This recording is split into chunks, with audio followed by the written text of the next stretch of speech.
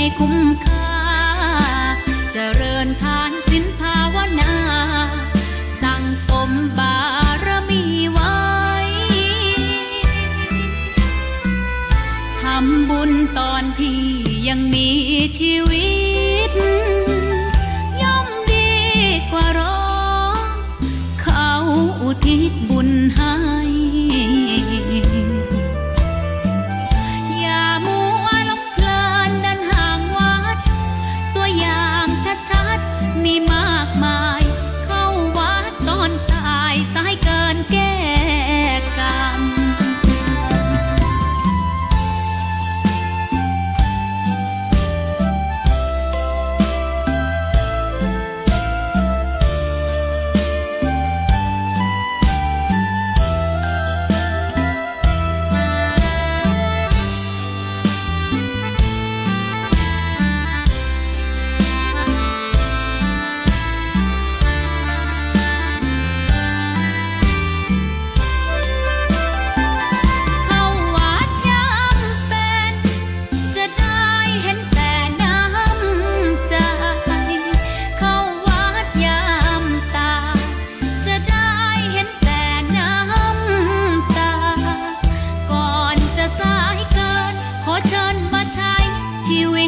คุ้มค่าเจริญทานศีลภาวนาสั่งสมบารมีไว้ทำบุญตอนที่ยังมีชีวิตย่อมดีกว่ารอเขาอุทิศบุญให้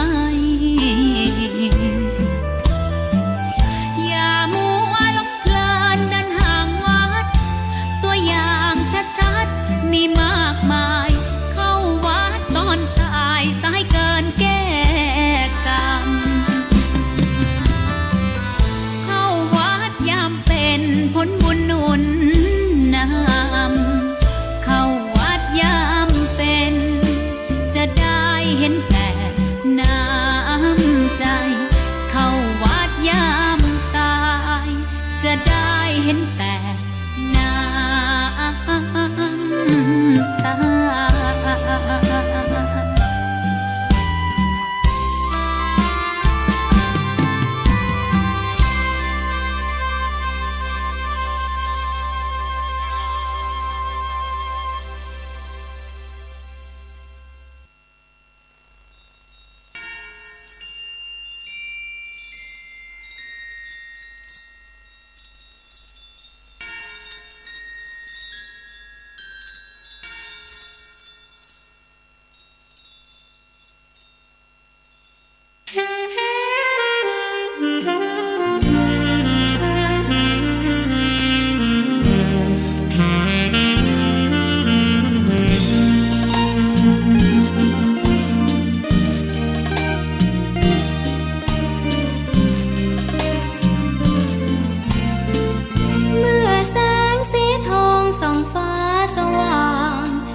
ดังแสงธรรมส่องทางไล่ความมืดกลางใจนรชนรักโลภหลงโกรธทุกโทษพาใจดิ้นรนว่ายเวียนวังวนบนทางกิเลสตัณหาสุขทุกข์คลุกเคล้าเราร้อนเริงหัวเราะเดียวน้ำตาชื่นลุ่มหลงเมามึนกอดโลกมายาเหมือนคนใจมืดถึงแสง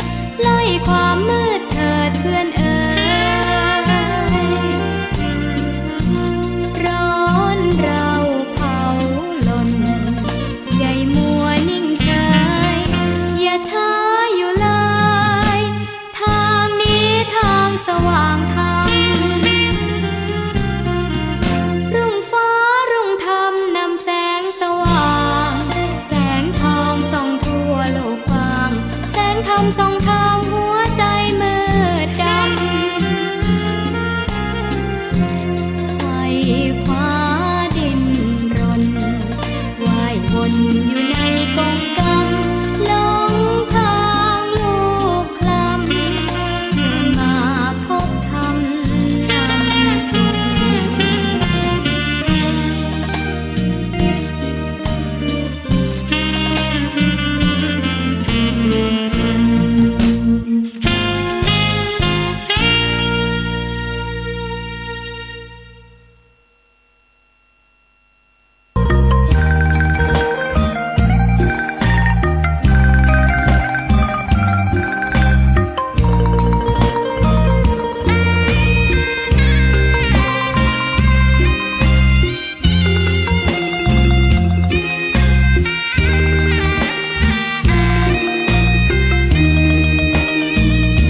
ชะตา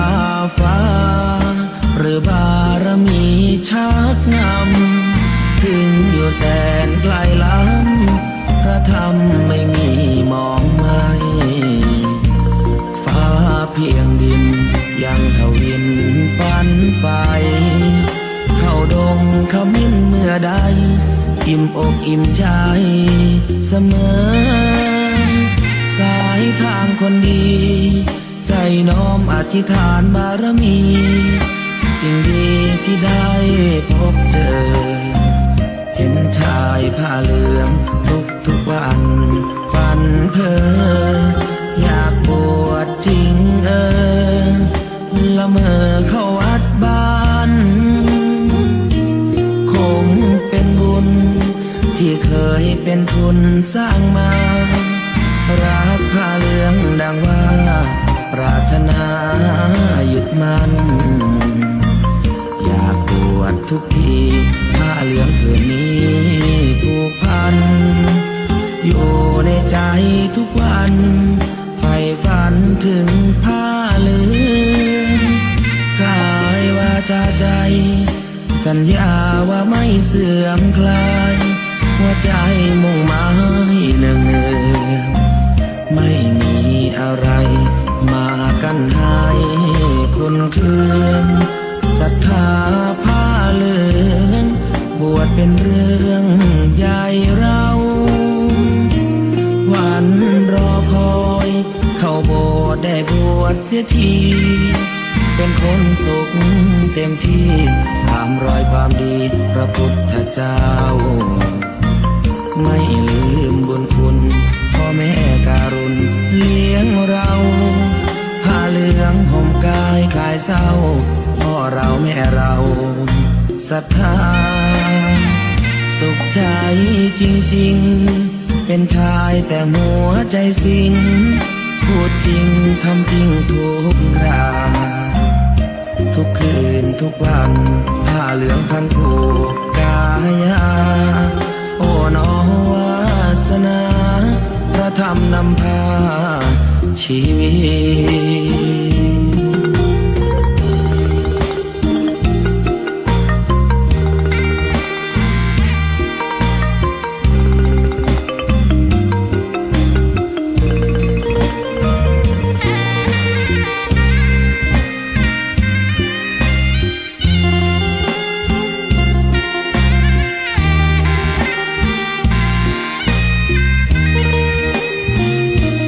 วันรอคอยเข้าโบสถ์ได้บวชเสียที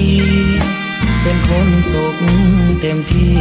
ตามรอยความดีพระพุทธเจ้า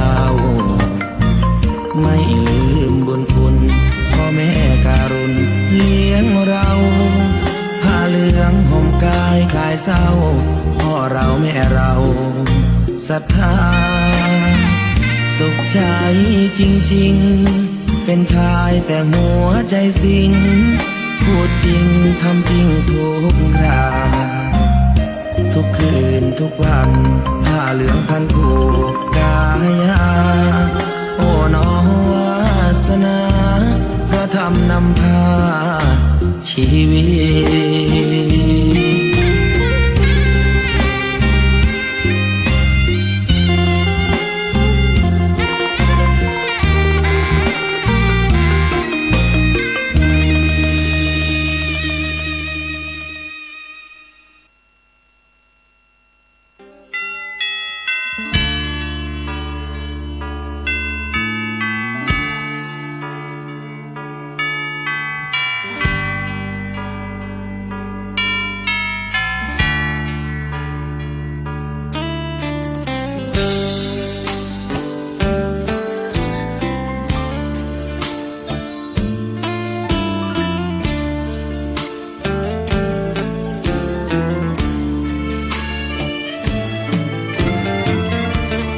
ชวนทุกท่านเข้าวัดเข้าวาฟังธรรมะจากหลวงตาเสริมชีวาให้สุขสดใส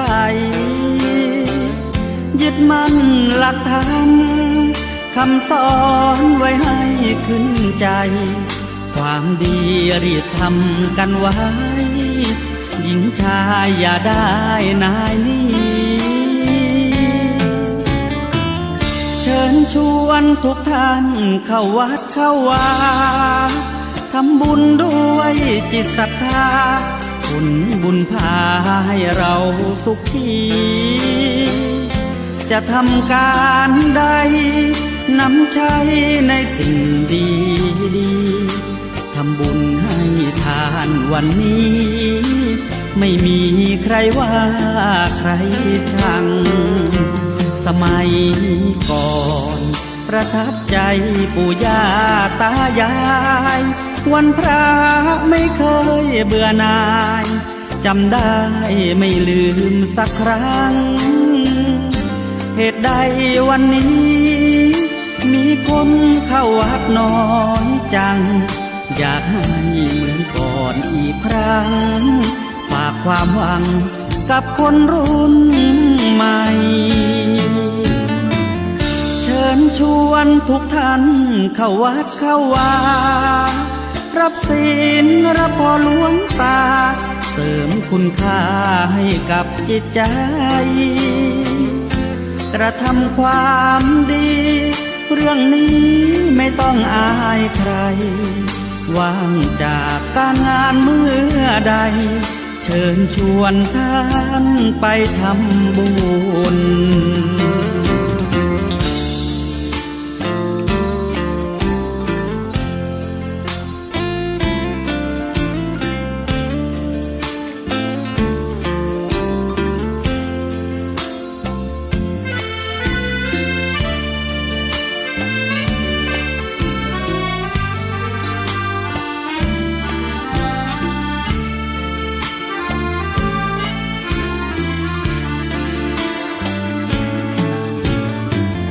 เชิญชวนทุกท่านเข้าวัดเข้าวารับศีลรับพรหลวงตาเสริมคุณค่าให้กับจิตใจกระทำความดีเรื่องนี้ไม่ต้องอายใครว่างจากการงานเมื่อใดเชิญชวนท่านไปทำบุญกระทำความดีเรื่องนี้ไม่ต้องอายใครฝากเพลงเชิญชวนหญิงชายอย่าอายเรื่องการทำบุญ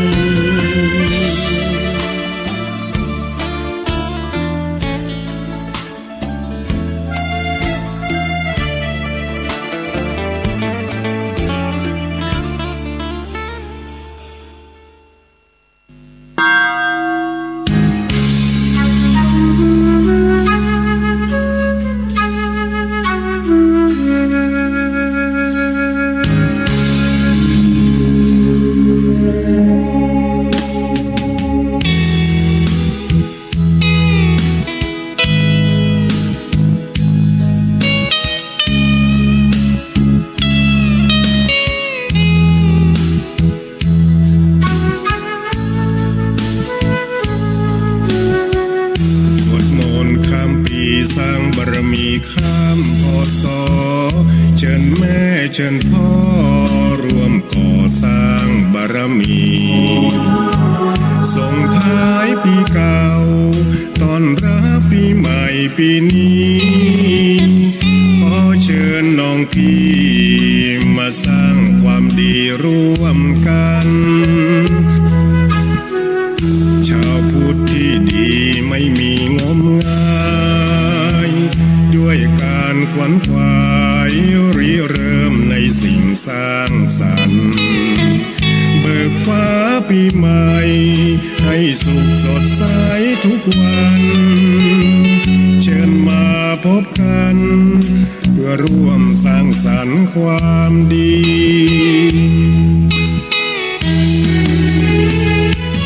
ทุก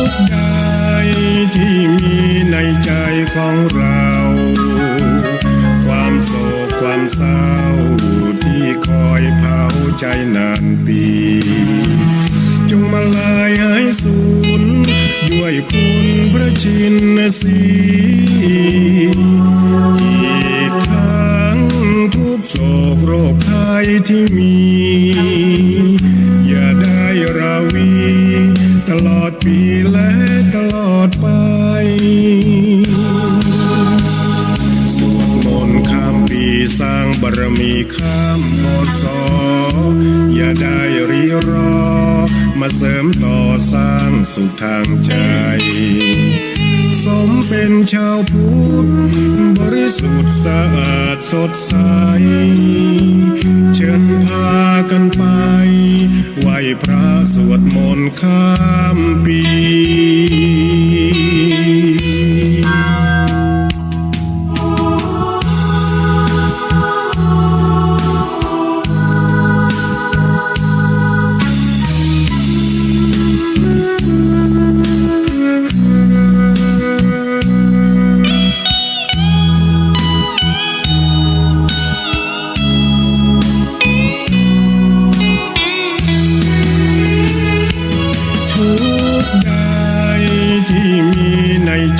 ของเรา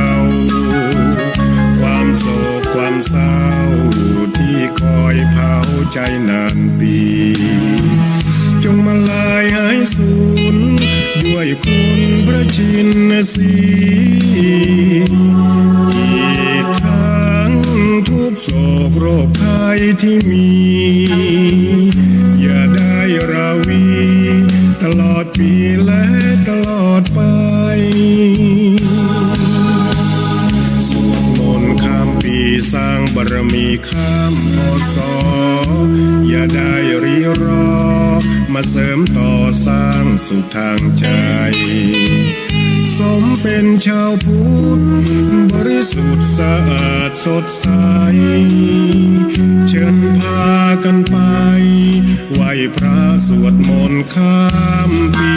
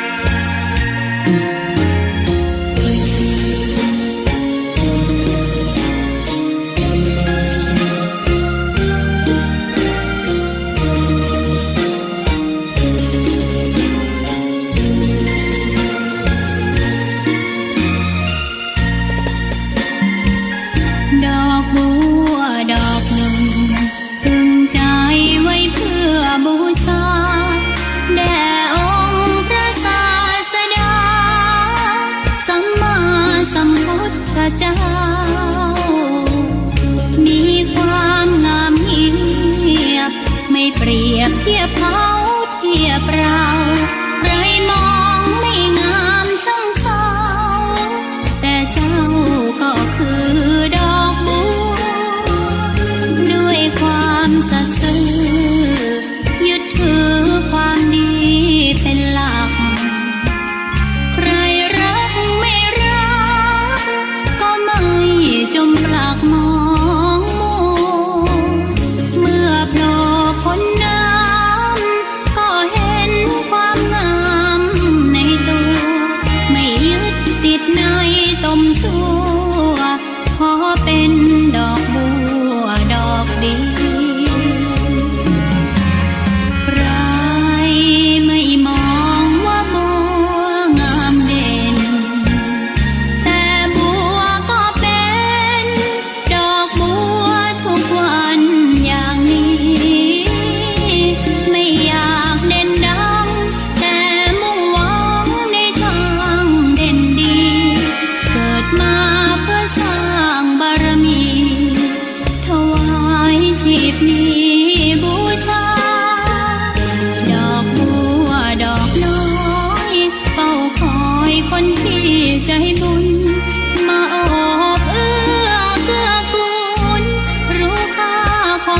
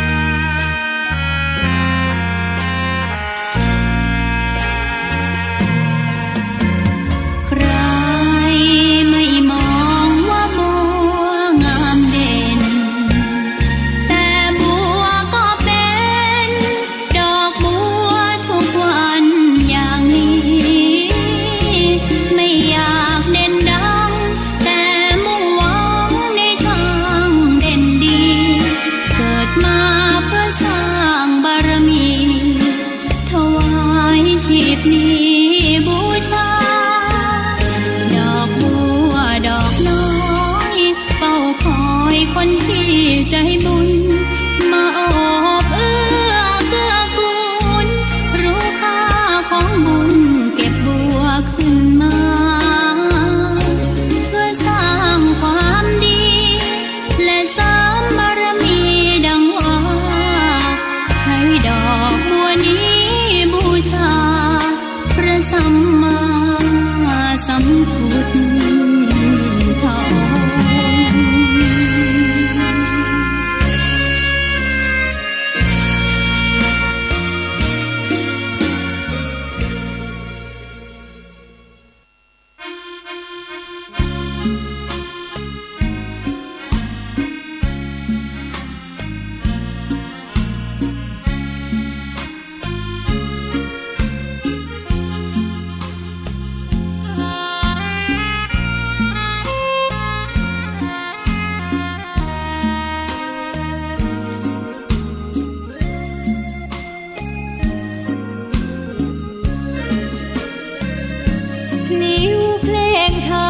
ถูกถ้อยคำเข้าถึงจิตใจ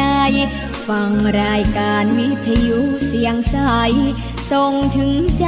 ไปสู่ปลายนา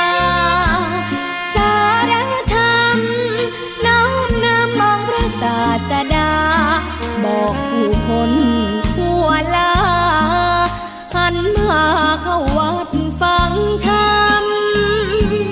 คลื่นเสียงนี้เป็นคลื่นธรรมะจากใจส่งถึงบ้านไกลบ้านไกลฟังได้สุขใจล้ำยามดึกดื่นค่อนคืนมีงานต้องทำเป็นคลื่นสารธรรม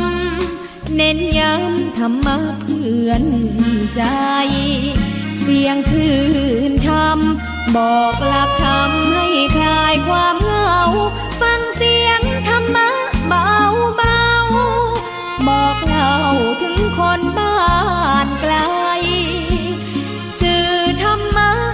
บอกลดละวางด้วยใจสื่อไปถึงสวงในเข้าใจหลักธรรมหลักดี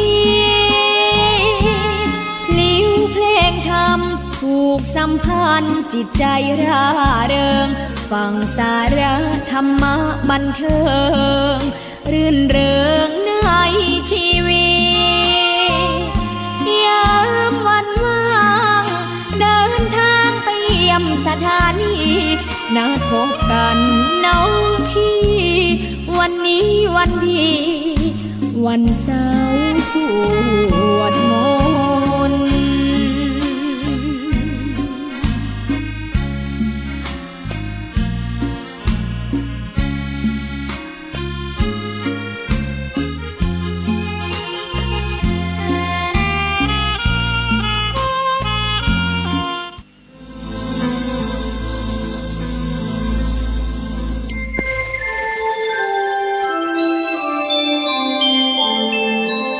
ขณะนี้ท่านกำลังฟังสถานีวิทยุกระจายเสียง FM 104.5 เมกะเฮิรตซ์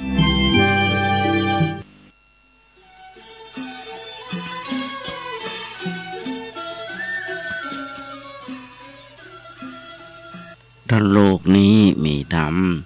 ประจำที่เมื่อทำดีจะไม่ดีมีที่ไหนมีสุขบ้างทุกข์บ้างช่างประไรเป็นวิสัยของมนุษย์ปุถุชนขอกราบไหว้สาครูบาอาจารย์ทุกท่านขอเจริญพรศรัทธาญาติโยมผู้ใฝ่ในศีลในธรรมทั้งหลายมาแล้วมาแอมแล้วรายการเสียงธรรมจากเนนน้อยสังเรือจากวัดประแดงทั้งนี้โดยการนำของท่านพระครูโคสิทธิ์ปริยัติยาภรณ์เจ้าวัดประแดงเจ้าคณะตำบลสุเทพเขต 1เป็นประจำทุกวันพุธจาก 10 โมงจนถึง 11 โมงโดยประมาณดำเนินในการโดยอาตมาภาพสามเณรสมพงษ์จากวัดประแดงนั่งจัดรายการอยู่ที่วัดประแดงส่งเสียงมายังสถานีวิทยุ FM 104.5 ของวัดไฟหิน ซึ่งจังหวัดปีนก็มีท่านพระครูสมุวิศวัตวรกิจโจนายสถานีและเจ้าอธิการเมตตาธรรมภาพแล้วมีโอกาสฝึกมีโอกาสหัดในการน้อมนำเอาธรรมคำสอนองค์พระสัมมาสัมพุทธเจ้า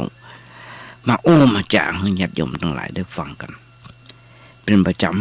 ำเป็นเวลาหลายปีดีดักรายการนี้จะเกิดขึ้นมาได้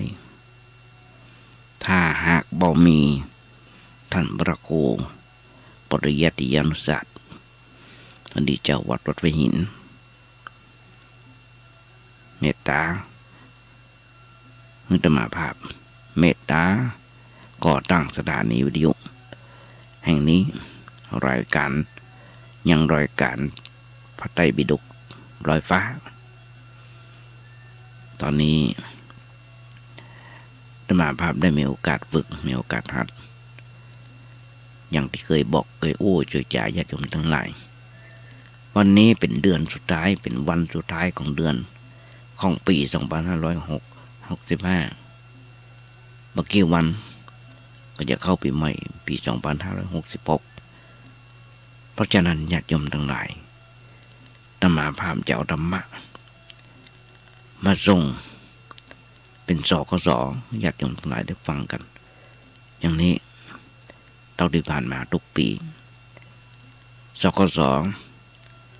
แปลว่าเป็นความสุขส่งความสุขถึงสถาญาติโยมทั้งหลายได้ฟังกัน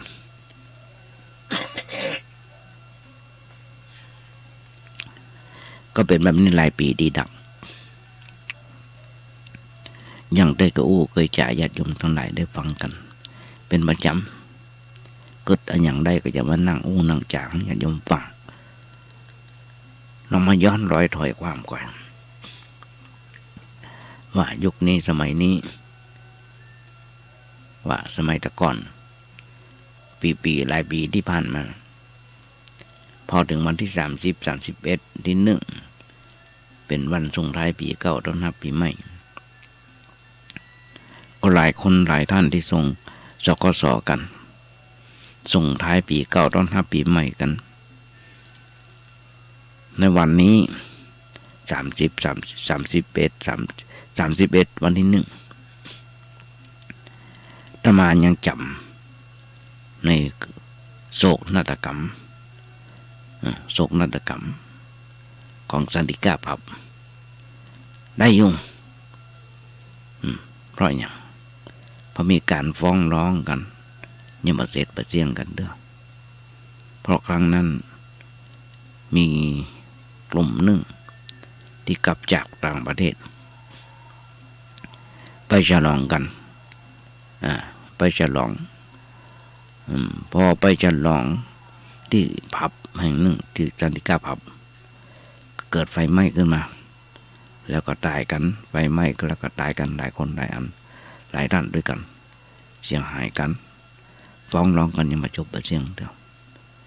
อันนี้เป็นการส่งสคสที่ประถูกเป็นการส่งท้ายปีเก่าต้อนรับปีใหม่ที่ประถูกสร้างความเศร้าโศกเสียใจให้กับญาติพี่น้อง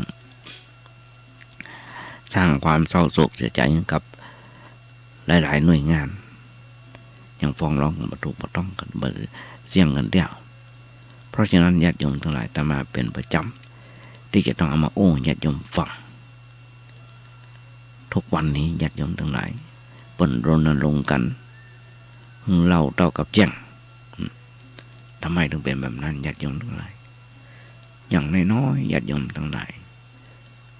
อาตมาเป็นมันเป็นบทกลอนทุกครั้งทุกวัน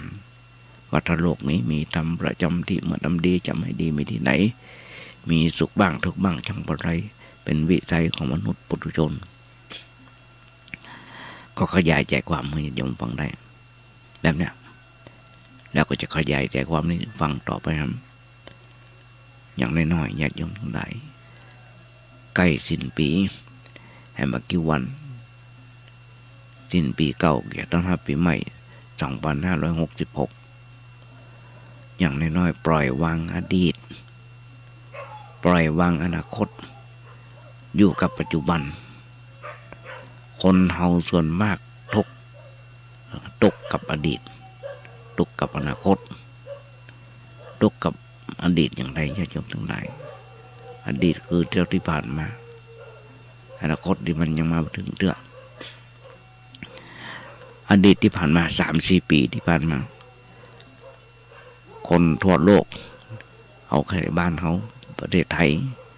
ก็เป็นทุกข์กับโรคภัยไข้เจ็บทุกข์อย่างญาติโยมทั้งหลายก็ทุกข์กับโรคโควิดประชากรประเทศไทยของเราก็เดียวก็เป็นคนนั้นก็เป็นคนนี้ก็เป็นสเปเหระเ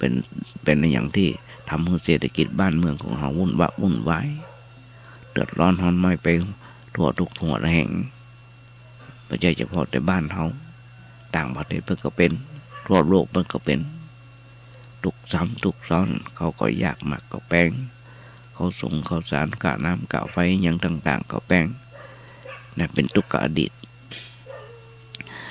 ทุกข์อนาคตนั่นแหละเมื่อกี้วันอย่าสิ้นปีเก่าตอนรับปีใหม่อย่างน้อยๆญาติโยมทั้งหลายคนเราต้องตั้งสติปล่อยวางอดีตปล่อยวางอนาคตเพราะมันมีสติหันประโยชน์ของปัจจุบันที่เคยทำที่บ่เคยทำเขาต้องทุกข์เพราะเหตุอย่างเนี้ย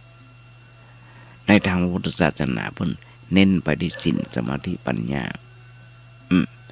ศีลและสมาธิปัญญาเพราะถ้าเรามีศีลก็มีสมาธิเมื่อมีสมาธิก็จะเกิดปัญญาที่หันโลกตามความเป็นจริงด้วยใจที่ตั้งมั่นตื่นหูเบิกบาน ตื่นหูเบิกบานมีสติหยุดบันทึกสิ่งที่บดีทางกายวาจาใจทุกสิ่งทุกอย่างที่เกิดขึ้นกับชีวิตของเราและกับคนอื่นแม้กระทั่งสัตว์สิ่งหิ่งห้อยมันก็เป็นของมันอย่างนั้นเอง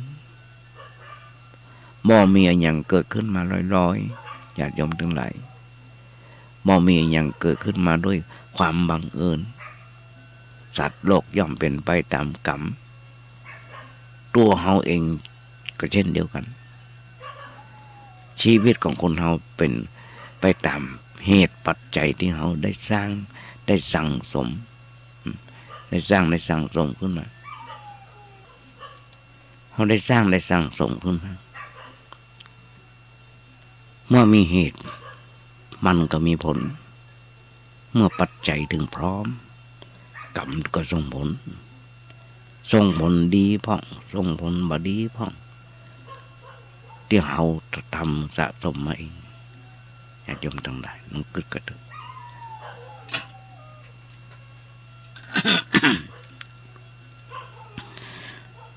เมื่อเหตุผล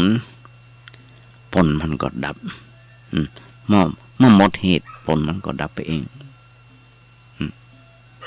เราต้องมีสติหูเต่าตรงตันเราเป็นชาวพุทธต้องเชื่อในเรื่องของกรรม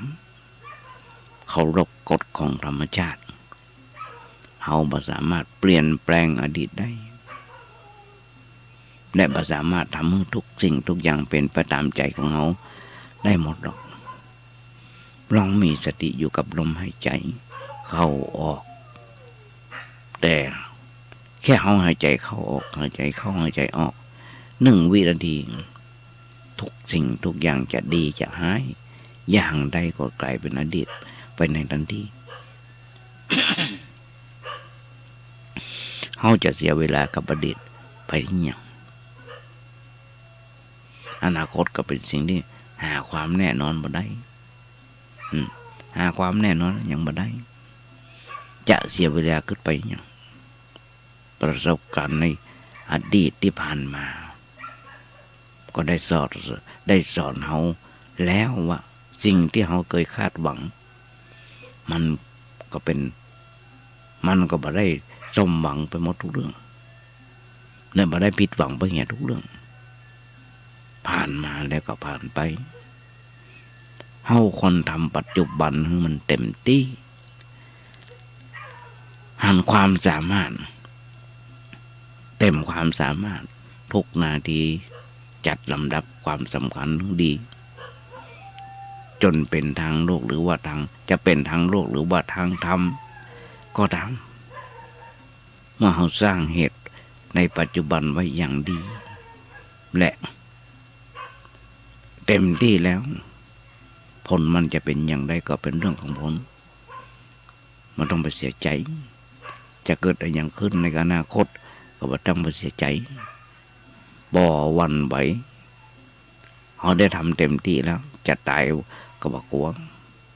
ได้สร้างความดีได้ฝึกฝนพัฒนากำลังสติกำลังของสติ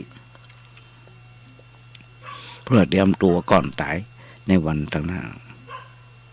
และระหว่างเตรียมตัวก่อนตายไว้เมินแล้วบ่มีปัญญา เปิ้นบอกว่าผู้มีปัญญาจะบ่เสียเวลาย้อนกึดถึงอดีตบ่คาดหวังกับอนาคตแต่จะทำทุกอย่างพ่อน้องอย่างภาษาปากีสพ่อน้องว่าโมเมนต์ โมเมนต์เนี่ยหรือว่าน้ำเรื่องนะทำในเรื่องของปัจจุบันมันดีมันเต็มที่บ่กึดถึงสิ่งที่ทำให้ใจเราเศร้าหมองรักษาใจและใจจะรักษากายทำทุกวันนี้มันดีที่สุดญาติโยมทั้งหลายธรรมะจะเยียวยาทุกสรรพสิ่งคนเราชีวิตเวลาชีวิตของคนเราลดลงไปทุกวันเลิกเสียใจกับอดีตเลิกคาดหวังกับอนาคต หันมาอยู่กับปัจจุบันและสำคัญที่สุดคือการทำบุญทำทานศีลภาวนาสร้างบารมีทำทุกวันให้ดีที่สุดมันก็พอแล้วธรรมะถึงคิดเสมอญาติโยมทั้งหลายว่าทุกเมื่อเช้าวันนี้ครูบาอาจารย์เพิ่นได้สอนธรรมะบ้างว่าขอฮืออยู่วัดจะไปอยู่บ่ได้มันไหวพระสวดโยก็ฮ้องแล้วก็ทำตามที่บาอาจารย์เพิ่นสอนมาโดยตลอดนั่นก็คือการไหวพระสวดมนต์คนสวดโยก็ฮ้องแล้วก็ทำมาอู้จะได้ญาติโยมฟังอย่างนี้เป็นประจำเท่าที่ผ่านมาญาติโยมก็ได้ครับฟังทุกวันญาติโยมทั้งหลายถ้ามาจะเอารายการธรรมะบ้านส่งไปยังสถานีวิทยุ FM ด้วย 4.5 ของวัดไผ่หินแล้วค่ำมา 4 โมงจนถึง 2 ทุ่มธรรมะจะเปิดในไลน์ในเพื่อนเป็นในเพื่อนกลุ่มไลน์กลุ่ม Facebook Messenger Messenger Facebook ต่างๆหมู่เนี้ยส่งถึงมันถ้ามันมีเหตุขัดข้องจาก 4 โมงจนถึง 2 ทุ่มญาติโยมกับพิมพ์ก็ไปได้เลยว่าเน้นน้อยสังเหลืองฟังได้ตลอดเวลาส่งไปถึงลูกหลานตันเต้าญาติพี่น้องที่ทำงานอยู่ต่างประเทศเพื่อก็ได้รับได้อย่างน้อยๆญาติโยมทั้งหลายเป็นการตอบแทนน้ำจิตน้ำใจที่ญาติโยมส่งเข้าป่าอาหารให้กับธรรมภาพมีอาหารกันกินอย่างนี้เป็นประจำเป็นไปตามครูบาอาจารย์เพิ่นสอนคนหรือว่าตัวเก่าไผจะหูจักเฮาจะหูจักไผสำคัญที่สุดเฮาต้องหูจักตัวเก่าเฮาจะหูจักไผจะหูจักไผจะหูเฮาจะหูใจไผจะหูใจเฮาบ่สำคัญเท่ากับหูใจของตัวเขาเองไผจะฮักเขาเฮาจะฮักไผมันจะเป็นความหมายอย่างถ้าตัวเฮาบ่ฮักตัวเขาเองพุทธศาสนาคือวิชาสอนดูตัวเก่าญาติโยมทั้งหลาย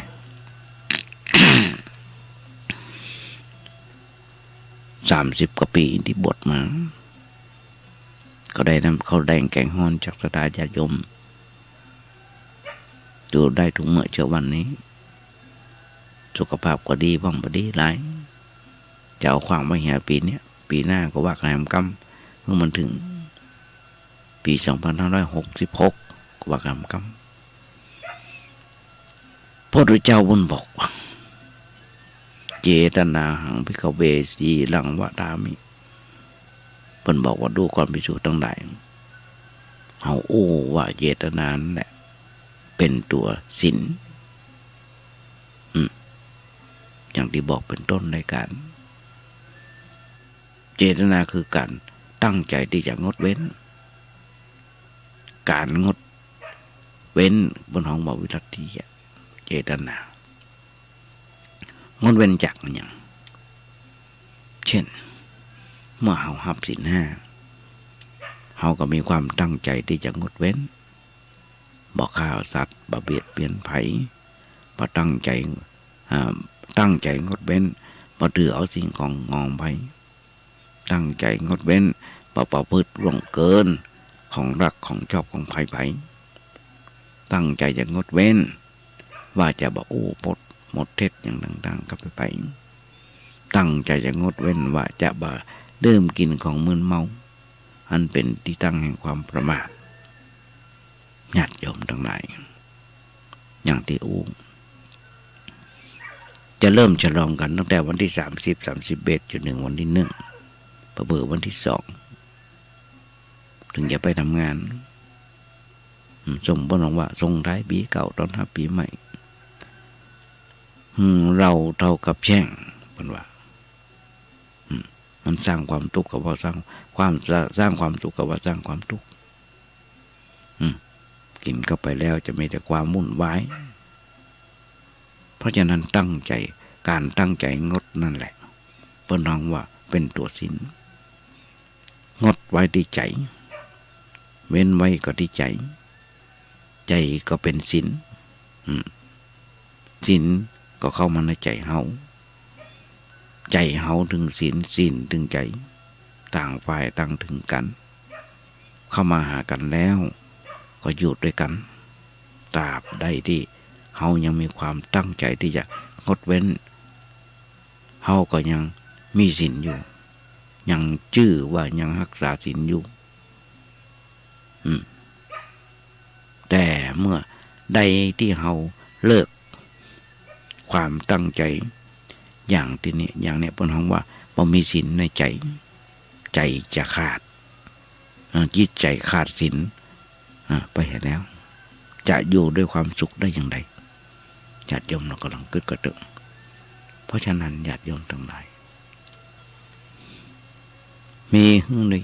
ญาติโยมได้ฟังกันแบบนี้เป็นประจำ เพราะฉะนั้นเพิ่นถึงบอกบ่มีวันนี้ก็มีวันหน้ามีวันนี้ก็มีวันหน้าต้องแปรเปลี่ยนต้องแปรเปลี่ยนพ่อเฮาทุกคนทุกบ่ได้หมดทุกบ่หมดได้เพราะการไหว้วอนเพิ่นว่าทุกสิ่งทุกอย่างทุกเมื่อเช้าวันเฮาต้องยอมรับตามความเป็นจริงถึงสิ่งที่สูญเสียคนเฮาส่งท้ายปีเก่าต้อนรับปีใหม่กึดถึงอดีตกึดเนี่ยว่าทรัพย์ยศสุขชื่อเสียงนึกว่าสิ่งอื่นๆมาถึงบทที่มันจะได้มันก็ได้บทจะได้มันก็ต้องได้ถึงบทจะต้องสูญเสียมันก็ต้องสูญเสียเราต้องฝึกคิดให้มันยอมรับต่อความเป็นจริงของสิ่งของจริงไอ้สิ่งจริงก็เป็นจริงที่เกิดขึ้นอย่าหวั่นไหวคือได้ก็ดีเสียก็ดีถึงสองต่างหรือเราจะต้องพบปะเจอเข้ากับการพลัดพรากสูญเสียของการที่เราหักเช่นพ่อแม่สามีภรรยาลูกเต้าหลานอื่นเกิดนะว่าคือนี่คือสิ่งที่ธรรมดาสิ่งที่ธรรมดาที่มีอยู่คู่กับโลก เมินแล้วเราจะไปเสียใจหวาดกลัวทำไมหลายวันที่ผ่านมาที่มาได้ดูทีวีมีหลายอย่างที่เอามากึดก่อนเอามากึดแล้วมาลองมาพิจารณาพอสิ่งแรกที่หันในรายการจำมานะเป็นรายการอะไรอย่างมีละอ่อนคนหนึ่งเป็นโปรแกรมเมอร์แต่บป.เป็นช่างซ่อมมอเตอร์ไซค์เป็นช่างซ่อมมอเตอร์ไซค์แขนมันมีแขนมันมีทั้งสองข้างโดยใจปากเป็นโปรแกรมเมอร์จนชนะเลิศไปเรียนช่างซ่อมรถมอเตอร์ไซค์มีแต่คนดูถูกดูแคลนว่าตัวเปิ้ลนั้นมันสามารถจะเรียนได้น่าจะเรียนเป็นอิเล็กทรอนิกส์มากกว่าอย่างต่างๆนี้เปิ้ลต้องเรียนไปตามนั้นแต่มาเก่งในด้านโปรแกรมเมอร์เก่งเอาในด้านช่างซ่อมมอเตอร์ไซค์มีคนไปหึงซ่อมนักว่ารถใหญ่รถน้อยทั้งที่มือหมีแขนหมีกุนดอนเกิดอุบัติเหตุกับเปิ้ล เปิ้ลก็ไปย่อท้อทำคนนึงเป็นคนอายุมีอายุหลักอยู่สันสองคนพี่น้องอยู่คนพี่น้องเกิดอุบัติเหตุเหมือนกันคือขาไปข้างนึงก็ขับแท็กซี่พอวันแรกจนได้ขอเข้าวัดกินว่ามีคนขึ้นรถพอมาครั้งที่สองปะผู้ใจบุญเปิ้ลมาย่อท้อต่อสู้ญาติโยมทั้งหลายเพราะฉะนั้นคนเราตั้งใจว่าจะทำสิ่งดีคนเราทุกเมื่อเช้าวันนี้จมหลายสิ่งหลายอย่างจมกันลองกึดก่อนสักหน่อยว่าสิ่งที่จะมามันเป็นอย่างไรเปิ้ลบอกว่ามีอยู่ครั้งหนึ่งมาได้ฟังชีวิตที่มันติดปีกก็2566กี่มาชีวิตของคนเขามันจะติดปีกก่อนต้องมานึกถึงคำสอนของพ่อของแม่เปิ้ลบอกว่ามันมีเงินใดสุขใจเมื่อใจแต่เงินของเขาเองเขาหาด้วยน้ำพักน้ำแรงเขาก็ใจด้วยน้ำพักน้ำแรงของเขาเปิ้ลบอกว่ามันมีความฮักจากปัจจัยใดจะเติมเต็มชีวิตของแม่หญิงได้ลูกก็ต้องรู้จักตัวเก่ารู้จักเขาเป็นตัวเก่ามันเป็นเขาก็จะได้เกียรติยศได้ศักดิ์ศรีเป็นสิ่งที่เขาควรยึดถือมันมีความมั่งคั่งใดซื้อจิตวิญญาณของเขาได้สุขภาพเป็นสิ่งสำคัญและราคาแพงกว่าทุกสิ่งที่จะถูกที่ลูกจะซื้อได้เปิ้นว่าลูกบ่ใช่ดาราหน้ากล้องบ่มีฉากถ่ายทำอย่าสวมบทบาทใดจงเป็นตัวเก่ามันดีที่สุดกระจกบ่ได้มาพร้อมคำนิยามของความงามขอให้พอตัวเก่าด้วยความฮักลูกงามในแบบของตัวเก่าอย่าให้คำจำกัดความใดกำหนดศักยภาพของลูกอาชีพของลูกโลกทัศนะของลูกอันและอนาคตของลูก โค้ชีวิตเลือกให้ดีมีลูกก็ต้องเลี้ยงให้ดีเช่นกันหากประสบพบกับคนร้ายๆขอพ่อเปิ้นด้วยความหักความจริงใจและโลกทั้งใบก็จะยิ้มครับเขาทั้งเจ้าวันใหม่ของลูกๆด้วยความเบิกบานใจหัวใจทุกคน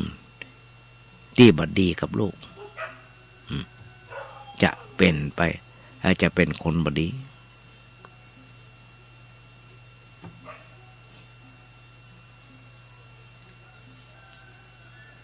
และ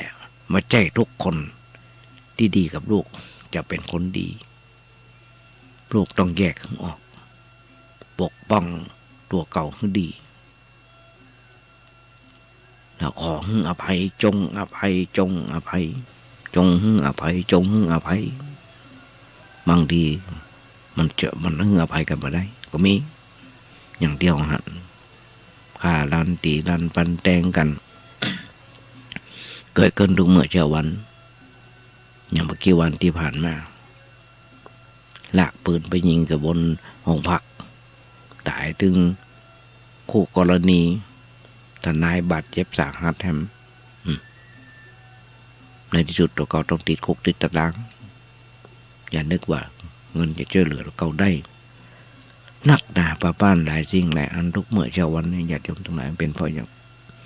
ก็ถึงบอกเป็นเพราะคนเขาบ่มีศีลบ่มีธรรมบ่เคยเข้าวัดเข้าวาอาบน้ำฟังธรรมชีวิตบ่มีธนาคารบ่ต้องไปแอวฝากไปกับว่าก็เข้าไปขอรับผิดชอบชีวิตของตัวเก่า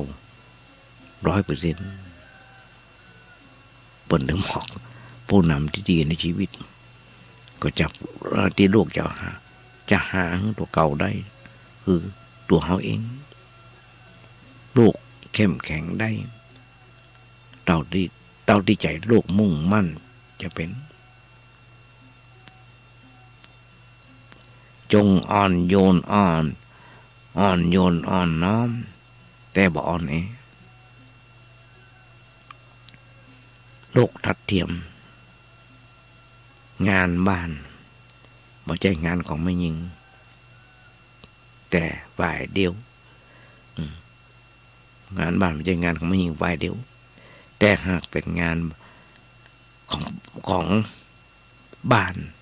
ที่ทุกคนที่หักกันต่างยินดีช่วยเหลือเฟื่อกันแบ่งเบาซึ่งกันและกันอย่างเต็มใจสิ่งสำคัญที่สุดอย่าโหเบาอย่าหลงเชื่อสิ่งใดง่ายได้ของฉลาดตรึกตรองเพราะสิ่งที่ลูกหับจะค่อยๆหล่อหลอมลูกเป็นคนเช่นนั้นจริงๆความคิดหันของคนมีทั้งราคาถูกและแพงของกึศดีอย่าขอตีค่ามันถูกและเลือกซื้อให้มันดีเวลามีค่านักญาติโยมทั้งหลายอย่ายอมแลกไปกับการนินทาอิจฉาภัยออกไปสร้างสรรค์ทำสิ่งที่ดีมีประโยชน์จะดีกว่าทุกคนย่อมมีการผิดพลาดเมื่อผิดพลาดก็เริ่มต้นใหม่ได้ล้มก็ลุกได้นี่เป็นสัจธรรมเป็นธรรมชาติและเป็นธรรมดาความดูดีไม่ได้วัดกันเพียงแค่เสื้อผ้าและป้ายราคาไม่ได้บอกระดับสังคมรอยยิ้มเป็นเครื่องสำอางที่งามที่สุดของผู้หญิงจงแข่งกันจงแข่งกับตัวเก่ามีน้ำใจมีน้ำใจและมีน้ำใจแต่ยุคนี้สมัยนี้ญาติโยมทั้งหลายมีน้ำใจนักไปก็บดี มันเอาไปใจหมดผิดก็ขอโทษทราบซึ้งก็ขอบคุณโอ้มันติดปากลูกบาอาจเป็นที่ฮักที่ชอบของทุกๆคนแต่หากลูกฮักแม้กระทั่งคนที่บ่ฮักลูกได้ชีวิตลูกก็จะบ่ต้องแบกสิ่งใดแหมเลยจนวันสุดท้ายที่สุดญาติโยมทั้งหลายบอกมาในเรื่องของการตั้งใจงดนั่นแหละสิ่งที่ดีที่สุดที่บอกงดคืองดเป็นตัวศีลงดไว้ที่ใจเว้นไว้ก็ที่ใจใจก็เป็นศีลศีลก็เข้าใจเฮาก็เข้าใจศีลศีลถึงใจต่างฝ่ายต่างถึงกันเข้าหากันแล้วอยู่ด้วยกันตราบใดที่เฮายังมีความตั้งใจที่จะงดเว้นแล้วก็จะมีศีลอยู่แล้วตัวเฮาก็จะมีศีลอยู่ก็ยังชื่อว่ายังรักษาศีลอยู่แต่เมื่อใดที่เฮาเลิกความตั้งใจอย่างนี้เปิ้นฮ้องว่าบ่มีศีลในใจจิตใจขาดศีลไปแล้วจะอยู่ด้วยความสุขได้อย่างใด ก็ดูเหมือนเจ้าบ้านอย่างที่บอกญาติโยมญาติโยมฟังบ้านเมืองเขาฮ้อนหายไปเหี่ยทั่วทุกหัวระแห่งสังคมตั้งแต่ครอบครัวหมู่บ้านตำบลจังหวัดอำเภอเป็นไปอย่างนั้นถ้าเขาไม่ศีลเหมือนกันทุกตัวทุกคน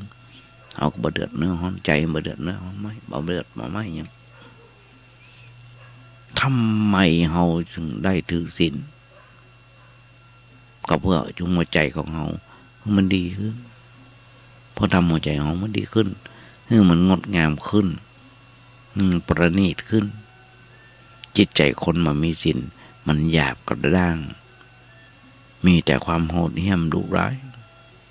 ถึงบทจะฆ่าก็ฆ่าถึงบทจะลักก็ลัก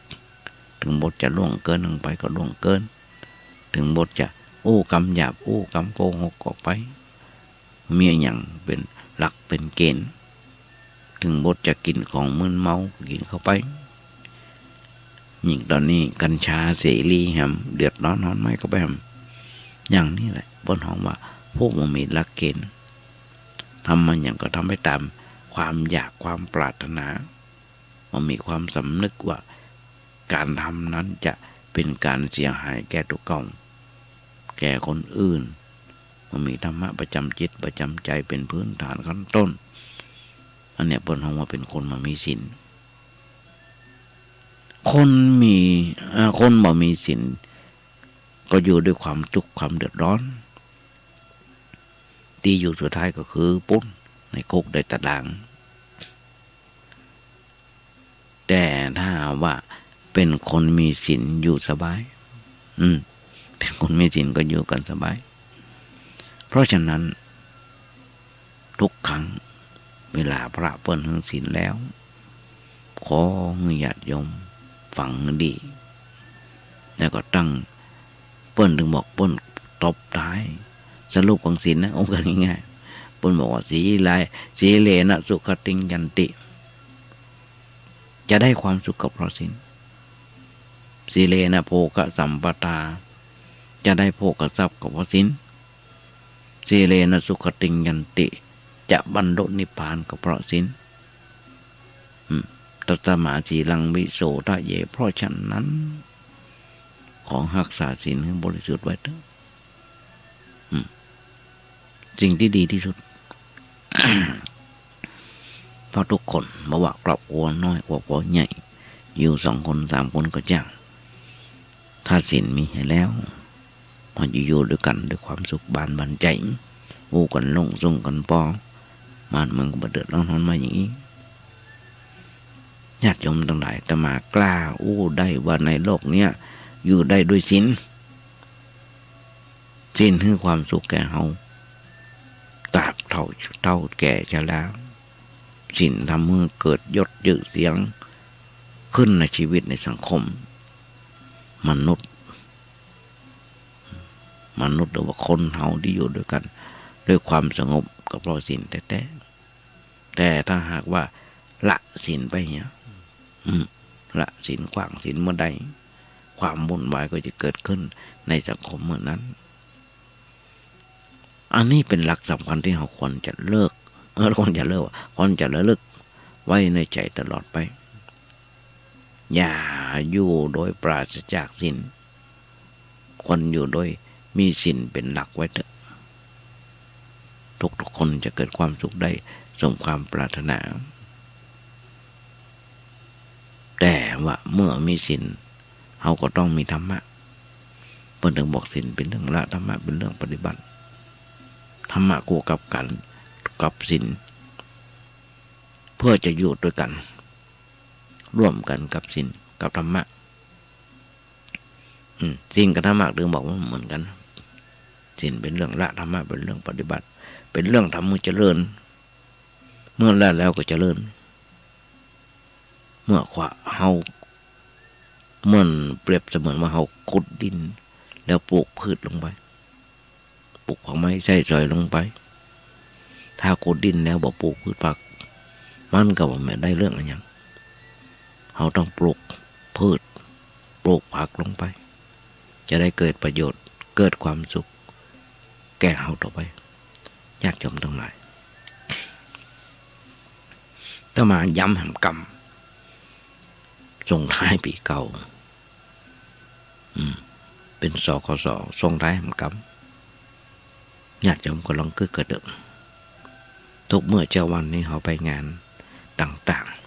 ๆเพราะว่าวันพระวันศีลวันธรรมอย่างก็จังงานศพงานแต่งงานอย่างก็จังที่เปิดนิมนต์พระไปทั้งที่เจ้าภาพตั้งใจดีมีความตั้งใจดีไปนิมนต์เอาทุกเจ้าที่มีภูมิความรู้เอาธรรมะมามาจ่าญาติโยมฟังทำในงานต่างๆญาติโยมเขาวัดก็จะได้ธรรมะจากพระสงฆ์องค์เจ้าบ่น้อยเลยญาติโยมทั้งหลายแต่ส่วนมากแล้วจะทำแค่เป็นพิธีแค่นั้นเองบ่ค่อยสนใจในเรื่องธรรมะแม้กระทั่งศีลก็บ่ค่อยสนใจมีแต่ป้อนหนานนั่งรับศีลกับพระเจ้าสตาญาติโยมก็กันสนพอเสร็จพิธีแล้วก็ได้กินข้าวต้มถ้าเป็นงานศพเพราะฉะนั้นญาติโยมทั้งหลายเจ้าภาพวังดีสนองศรัทธาญาติโยมเพราะฉะนั้นต้องช่วยกันฟังศีลฟังธรรมฟังแล้วเอาไปประพฤติปฏิบัติกันโดยเจ้าว่าปานาติปาตาเวรมณีศรัทธาญาติโยมก็ว่าปานาติปาตาเวรมณีบางคนบอกว่ากันซุบซิบนินทากันสเปเหละเทกันเพราะมันเมินในมันปากันป้นหนึ่งบอกมีศีลแล้วต้องมีธรรมะกู้กันสื่อศีลข้อที่หนึ่งการงดเว้นการฆ่าฟังข่าวพ่อเขาเมื่อใดแล้วญาติโยมทั้งหลายฆ่ากันทุกเมื่อเช้าวันปีฆ่าน้องฆ่าปีลูกฆ่าพ่อฆ่าแม่สปาเพราะฉะนั้นศีลข้อที่หนึ่งงดเว้นจากการฆ่าก็ต้องมีเมตตาธรรมประจำใจปรารถนาความสุขความเจริญแก่เพื่อนมนุษย์ด้วยกันรวมไปถึงสัตว์เดรัจฉานด้วยงดเว้นจากการถือเอางดเว้นจากการถือเอาของคนอื่นแล้วเราก็ต้องเป็นผู้มีสัมมาอาชีพคือมีอาชีพชอบทำมาหากินไม่ใช่อยู่เฉยๆถือศีลข้อที่สามคืองดเว้นจากการประพฤติผิดพลาดเกินของรักของใจดวงใจของคนอื่นแล้วก็ต้องพอใจในคู่ของตัวมีหนึ่งใครแอมแหมสองขี่เหือน้ำหนองจังตายลดความนึกว่ามันงดเว้นจากการโกหกแล้วเขาก็ต้องความจริงกรรมอ่อนหวานกรรมสมานฉันท์ สมานสามัคคีปู้กรรมดีๆมีประโยชน์นะพ้อง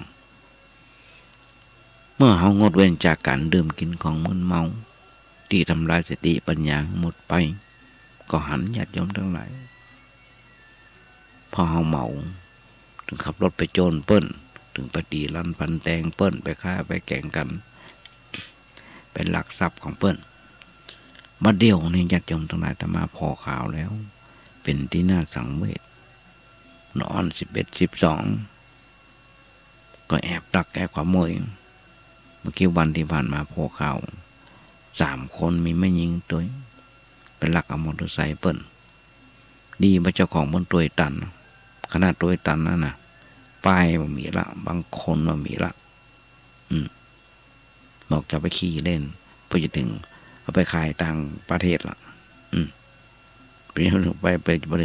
ถึงฝั่งปุ้นละไม่จะไปขี่เล่นเริ่มแล้วอ่อนมาเดียวตั้งแต่11 12หันกันอยู่ญาติโยมทั้งหลายเป็นหน้าเป็นห่วงลูกหลานตันเต้าเพราะฉะนั้นญาติโยมก็หัดทำตัวให้มีสติสมบูรณ์มีปัญญาสมบูรณ์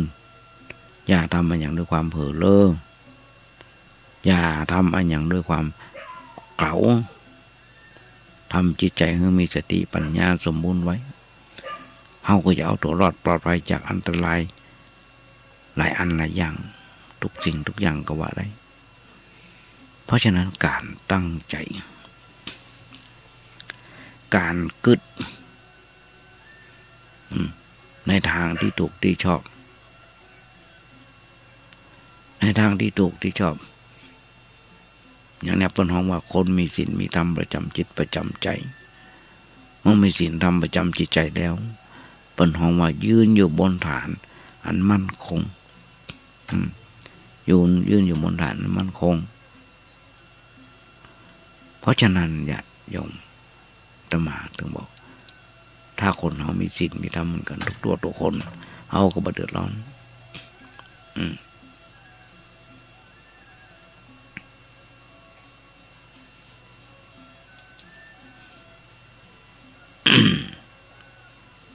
เขาเลือก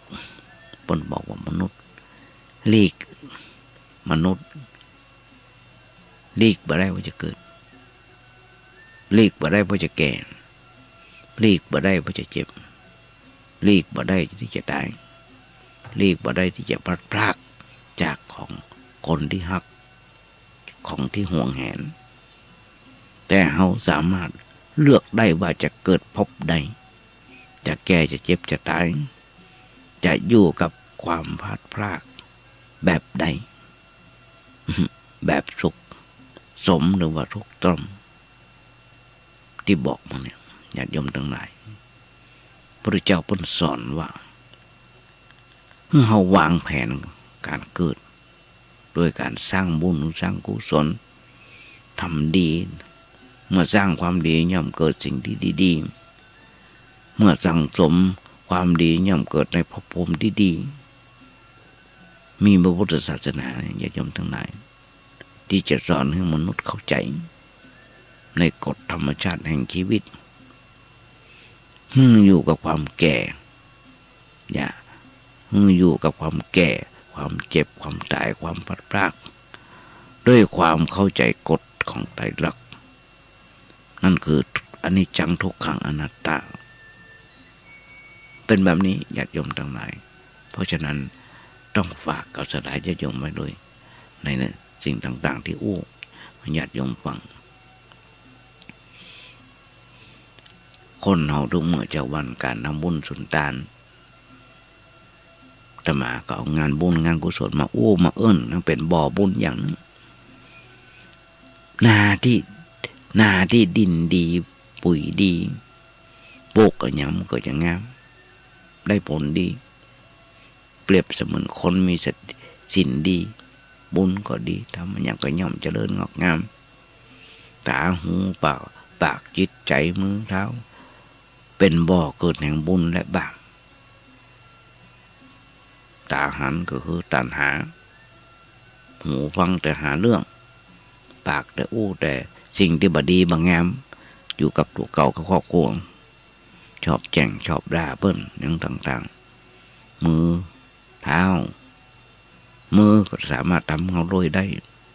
มือก็สามารถทำเขาติดคุกติดตารางได้เท้าก็เหมือนกันเพราะฉะนั้นบ่เป็นบ่อเกิดแห่งบุญและบาปจงปิดปากสร้างบุญในตัวทุกวันตาพ่ออย่างหันเป็นบุญตาพ่อหาอย่างหันเป็นบุญหูฟังอย่างเป็นบุญปากอ้วอย่างก็เป็นมันเป็นบุญจิตใจถ้าใจกึดอันอย่างก็คือเป็นบุญมือทำอันอย่างก็คือเป็นบุญตีนเดินไปในเส้นทางแห่งบุญตื่นเจ้ามาจะปลูกบุญในตัวสร้างสวรรค์ในชีวิตด้วยอวัยวะในกายตัวทุกอิริยาบถทุกลมหายใจจะมาได้พอสถานีวิทยุ FM 104.5 ของวัดวินเปิดถ่ายทอดรายการเข้าปฏิวัติที่ผ่านมาเนี่ยมีหลวงปู่หลวงพ่อผู้รู้เป็นผู้เปิ้นถ่ายทอดออกมาเอาหลวงพ่อเป็นบุญอย่างนึงเพราะฉะนั้นญาติโยมทั้งหลายแนะนำญาติโยมทั้งหลายได้ฟังกันพ่อกัน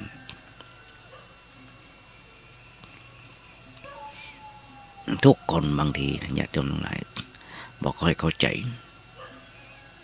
บอกเข้าใจอย่างบอกเข้าใจในเรื่องพุทธศาสนาก็ตุกต่อไปในสมัยนี้เขาถือปฏิบัติตามหลักคำสอนก่อเขาวัดมีแต่ความมุ่นวายไก่กองบ่มีที่สิ้นสุดบอกว่าวัดว่าอารามไหนมีแต่ความระเยอระยาน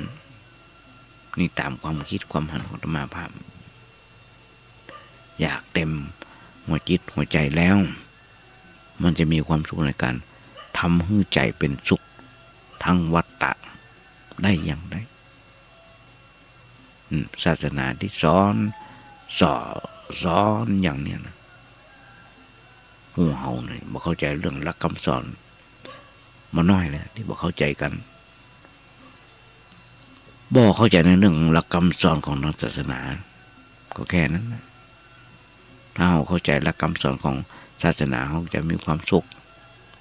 ในการนับถือพุทธศาสนาเป็นผีก็เหมือนกันเป็นเทพบุตรเทวดามันก็เหมือนกันรู้จักว่าพุทธศาสนาเป็นแบบไหนเก่าหลักคำสอนมาประพฤติปฏิบัติกันเปิ้นถึงบอกศรัทธาเทวมนุษย์สานังพุทโธภควาพระพุทธเจ้าเป็นครูของเทวดาดกไปต้องไปอ้อนวอนเทพบุตรเทวดาถ้ามีพระพุทธเจ้าศรัทธาเทวมนุษย์สานังพุทโธภควาพระพุทธเจ้าเป็นครูของเทวดาเป็นครูของเฮาเป็นครูของจิตวิญญาณเป็นครูของมนุษย์ทั้งหลายหมู่เฮาบ่เข้าใจในเรื่องของพุทธศาสนาก็ตกต่อไปแสวงหาไปมันก็ตายตอนนี้มันมีอย่างไป100 ล้านพันล้านหมื่นล้านแสนล้าน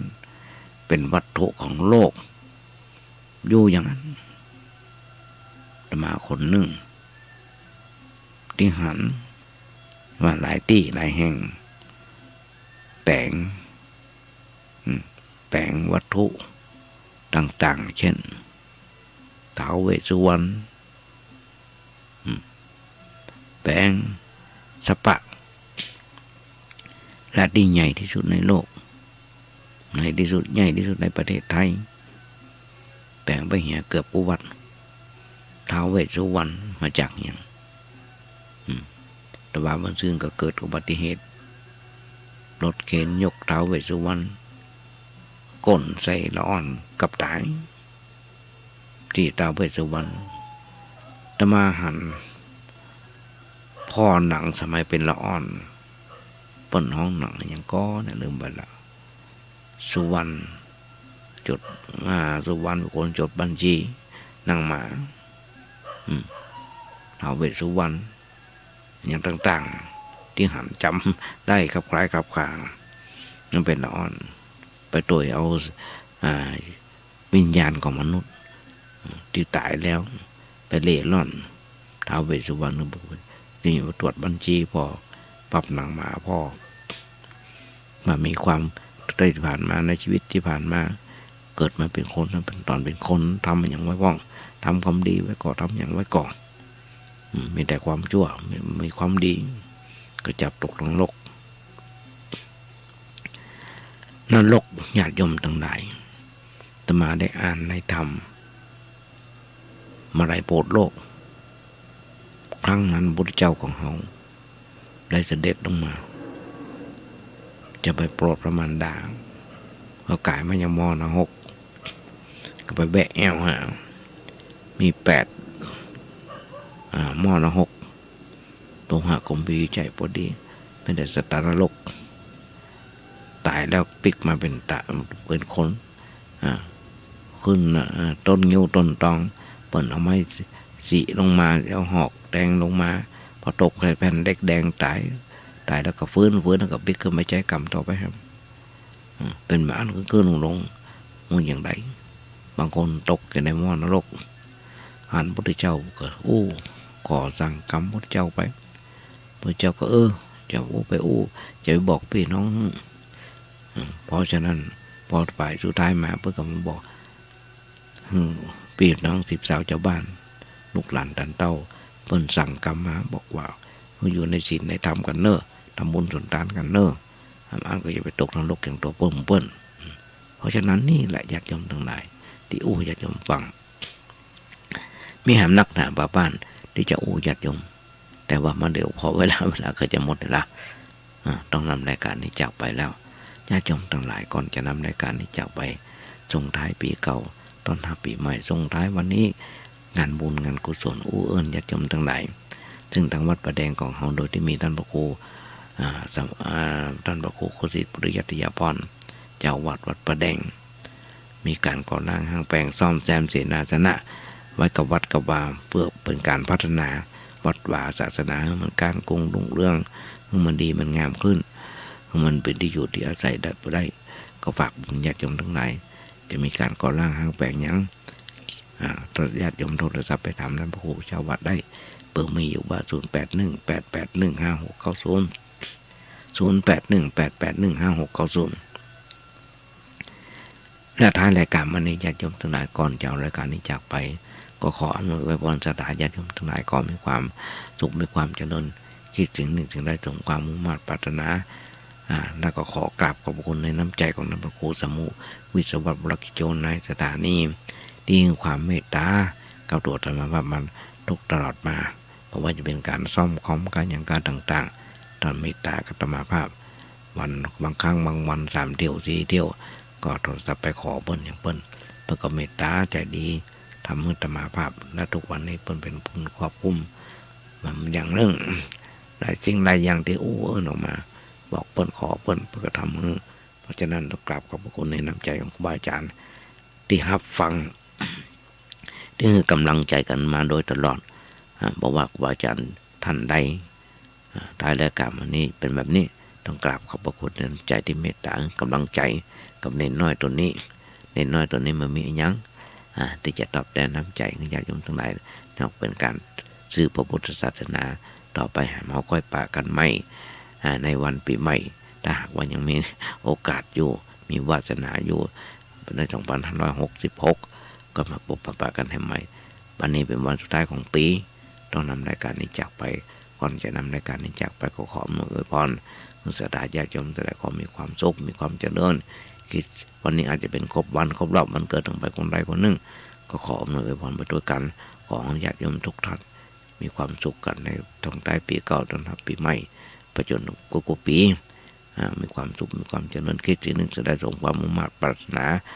สุดท้ายที่สุดนี้ขอให้ญาติโยมอย่าเจ็บอย่าไข้กันเลยขอเจริญพร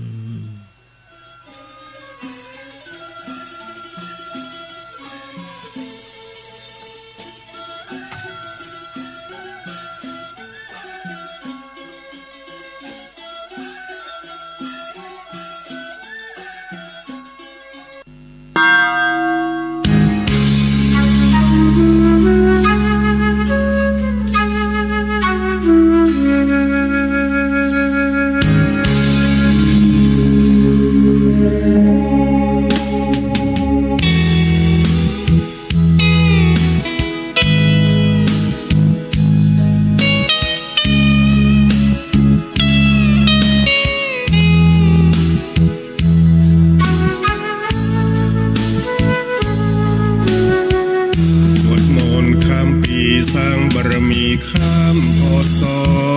เชิญแม่เชิญพ่อร่วมก่อสร้างบารมีส่งท้ายปีเก่าต้อนรับปีใหม่ปีนี้ขอเชิญน้องพี่มาสร้างความดีร่วมกันชาวพุทธที่ดีไม่มีงมงายด้วยการขวนขวายริเริ่มในสิ่งสร้างสรรค์เบิกฟ้าปีใหม่ให้สุขสดใสทุกวันเชิญมาพบกันเพื่อร่วมสร้างสรรค์ความดี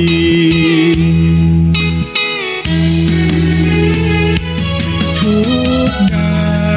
ที่มีในใจของเราความโศกความเศร้าที่คอยเผาใจนานปีจงมาลายหายสูญด้วยคุณพระชินสีอีกทั้งทุกโศกโรคภัยที่มีอย่าได้ราวีตลอดปีและตลอดไป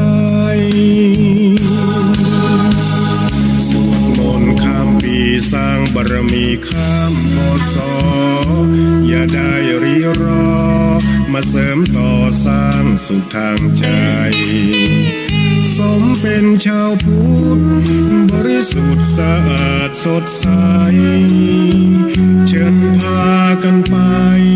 ไหว้พระสวดมนต์ข้ามปี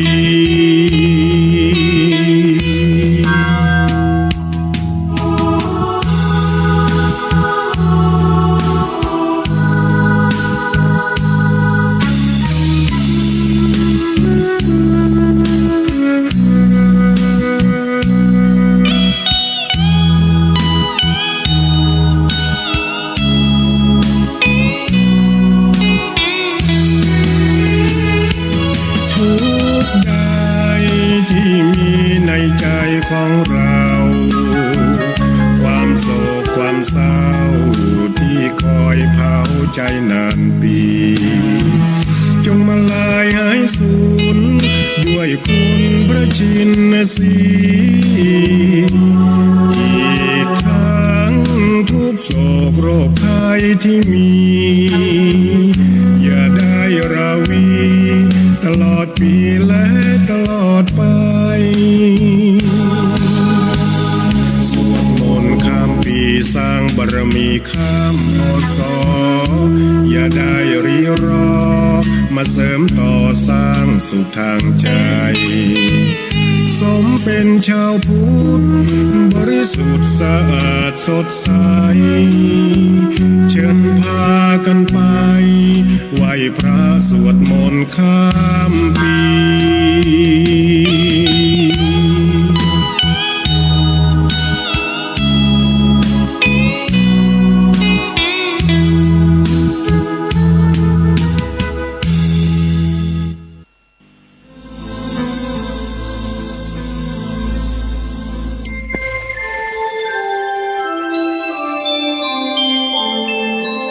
ขณะนี้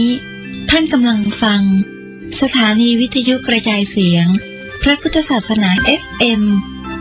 104.5 เมกะเฮิรตซ์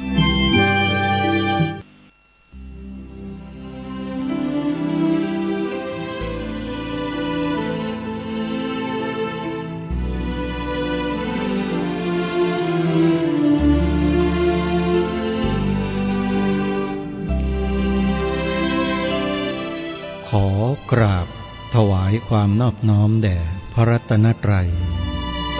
ถวายความเคารพพระมหาเถระพระเถรานุเถระทุกท่านขอความสุขความเจริญในธรรมจงบังเกิดมีแด่ท่านสาธุชนที่กำลังติดตามรับฟังรายการจากสถานีวิทยุแห่งนี้ทุกท่านขอนำท่านผู้ฟังเข้าสู่รายการคดีโลกคดีธรรม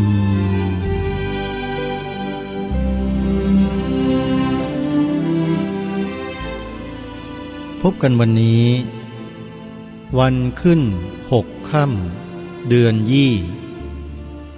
วันนี้ตรงกับวันพุธที่28ธันวาคมพระพุทธศักราช2565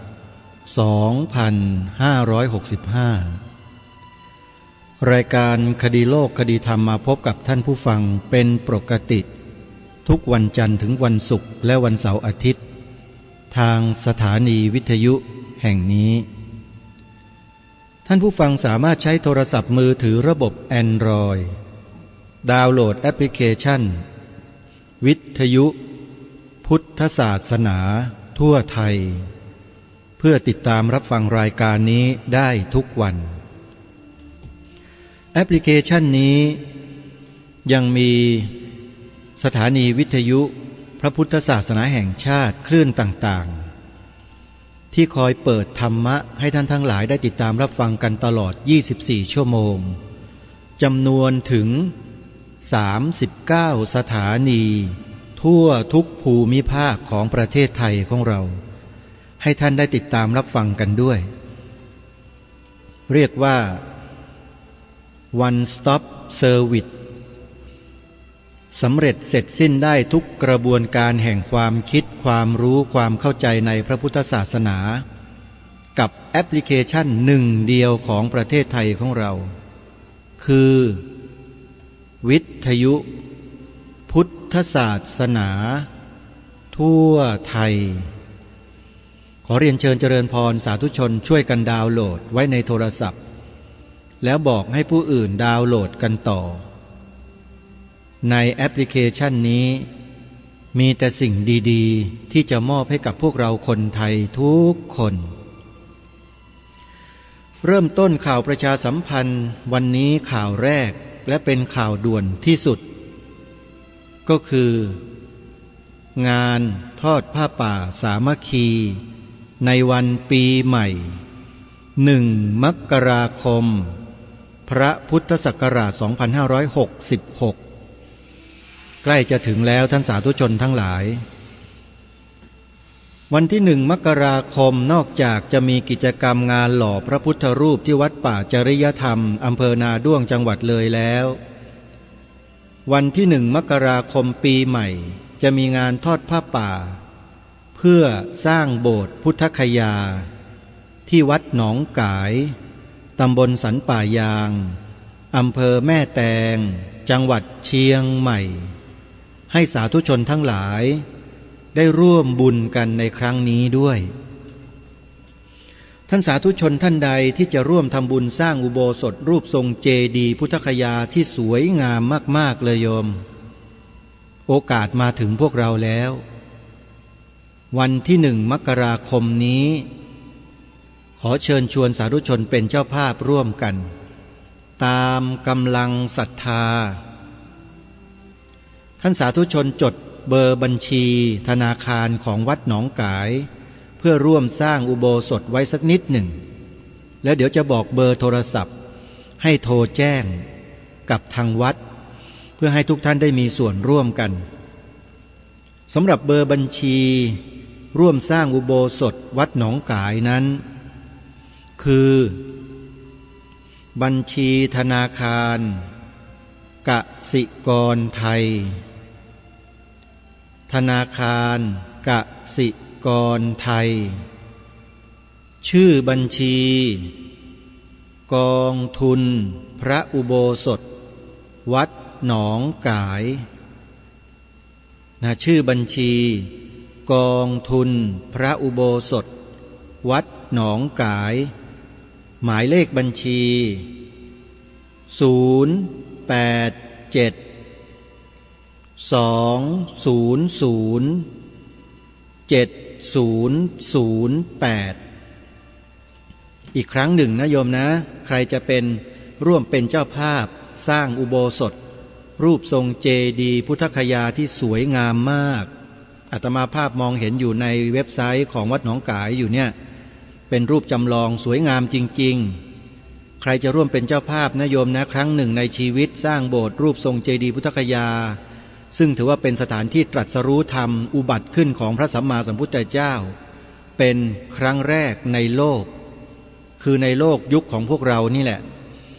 ใครจะร่วมสร้างนะโยมนะจดเบอร์บัญชีธนาคารไว้ธนาคารกสิกรไทยชื่อบัญชีกองทุนพระอุโบสถวัดหนองกายหมายเลขบัญชี08720070008สำหรับท่านที่จะโทรศัพท์เข้าไปที่วัดหนองกายเพื่อสอบถามรายละเอียดเพิ่มเติมโทรไปได้ที่หมายเลข062-424-9659หรือ083-789-3642ร่วมสร้างอุโบสถวัดหนองกายในงานทอดผ้าป่าประจำปีพระพุทธศักราช2566วันขึ้นปีใหม่1 มกราคมศกหน้าอย่าลืมร่วมบุญกันนะโยมอาตมาภาพก็จะโอนปัจจัยเข้าไปร่วมบุญด้วยตั้งจิตอธิษฐานให้ดีๆทำบุญสร้างอุโบสถรูปทรงเจดีย์พุทธคยาด้วยจิตอันแน่วแน่มั่นคงตามกำลังของเราที่มีทำแล้วได้ความสุขรวมถึงซื้อที่ดินถวายเพื่อขยายเขตธรณีสงฆ์ของวัดหนองกายด้วยนะไปดูรายละเอียดในเว็บไซต์ก็ได้นะโยมพิมพ์ง่ายๆเข้าไปใน Google แล้วก็พิมพ์คำว่าวัดหนองกายขึ้นมาก็จะเห็นเว็บไซต์ชื่อเว็บไซต์ว่า www.wadnongkai.com เท่านี้ก็พบรายละเอียดในเว็บไซต์กันแล้วนะในปัจจุบันนี้การทำบุญอยู่ที่ไหนเราก็ทำได้โดยใช้เทคโนโลยีสมัยใหม่เพื่อเชื่อมบุญนั้นเข้ามาหาชีวิตเข้ามาสู่ชีวิตของเราพระพุทธเจ้าตรัสเรื่องเจตนาว่าเป็นกรรมกรรมนั่นแหละคือเจตนาเจตนานั่นแหละคือกรรมหรือเป็นกรรมพุทธเจ้าตรัสว่าเป็นกรรมด้วยนะโยมเจตนานั้นสำคัญมากจึงขอฝากสาธุชนทุกท่านร่วมบุญกันนะอย่าลืมนะวัดหนองกายตำบลสันป่ายางอำเภอแม่แตงจังหวัดเชียงใหม่ซึ่งรายการคดีโลกคดีธรรมที่กำลังออกอากาศอยู่ในขณะนี้ก็ได้รับความเมตตากรุณาจากท่านเจ้าอาวาสวัดหนองกายท่านพระอาจารย์ประหลัดประเสริฐโชติธรรมโมซึ่งเป็นพระที่มีน้ำใจงดงามรูปหนึ่งที่ช่วยเหลือสังคมอย่างไม่หยุดไม่หย่อนเป็นสะพานบุญเชื่อมบุญต่างๆให้เกิดขึ้นกับสาธุชนทั่วทั้งแผ่นดินด้วยเว็บไซต์ของวัดหนองกายใครต้องการจะทราบบุญอะไรหรือต้องการร่วมบุญแบบไหนทางวัดหนองกายเป็นสะพานให้ท่านเชื่อมให้ท่านไปสู่บุญนั้นๆโยมตามความสามารถและกำลังของเรานะและในวันที่1 มกราคมอย่างที่กล่าวไปตอนต้นว่าที่วัดป่าจริยธรรมก็จะจัดหล่อพระประธานประจำมหาอุโบสถของวัดป่าจริยธรรมองค์สำคัญโยมพระพุทธจริยธรรมองค์ใหญ่ใช้ระยะเวลาการหล่อ5 วาระและในการหล่อวันที่1 มกราคมพระพุทธศักราช2566ปีใหม่ปีนี้เป็นวาระแรกวาระที่1ด้วยโยมใครจะร่วมบุญกับวัดป่าจริยธรรมจดหมายเลขโทรศัพท์เพื่อสอบถามรายละเอียดและร่วมบุญได้ที่หมายเลข083-327-5700ท่านพระครูจริยสารธรรมเจ้าคณะอำเภอนาด้วงเจ้าอาวาสวัดป่าจริยธรรมจังหวัดเลยท่านจะเป็นผู้รับโทรศัพท์ของญาติโยมเอง โทรไปนะโยมนะโทรไปทำบุญกันและในวัดป่าจริยธรรมนั้นก็จะจัดงานปฏิบัติธรรม2 ปี7 วันด้วยถ้าได้ไปปฏิบัติธรรมด้วยก็ได้หล่อพระประธานในตัวด้วยโยมสวดมนต์ข้ามปีอีกต่างหากไปวัดเดียวได้ทั้ง3 อย่างคือวัดป่าจริยธรรมและวัดหนองกายวัดหนองกายนี่ได้เยอะหน่อยหลายบุญเลยแล้วก็ยังมีวัดศรีอุดมวงศ์ด้วยนะวัดบ้านปลาคูนที่101อำเภอโพนทราย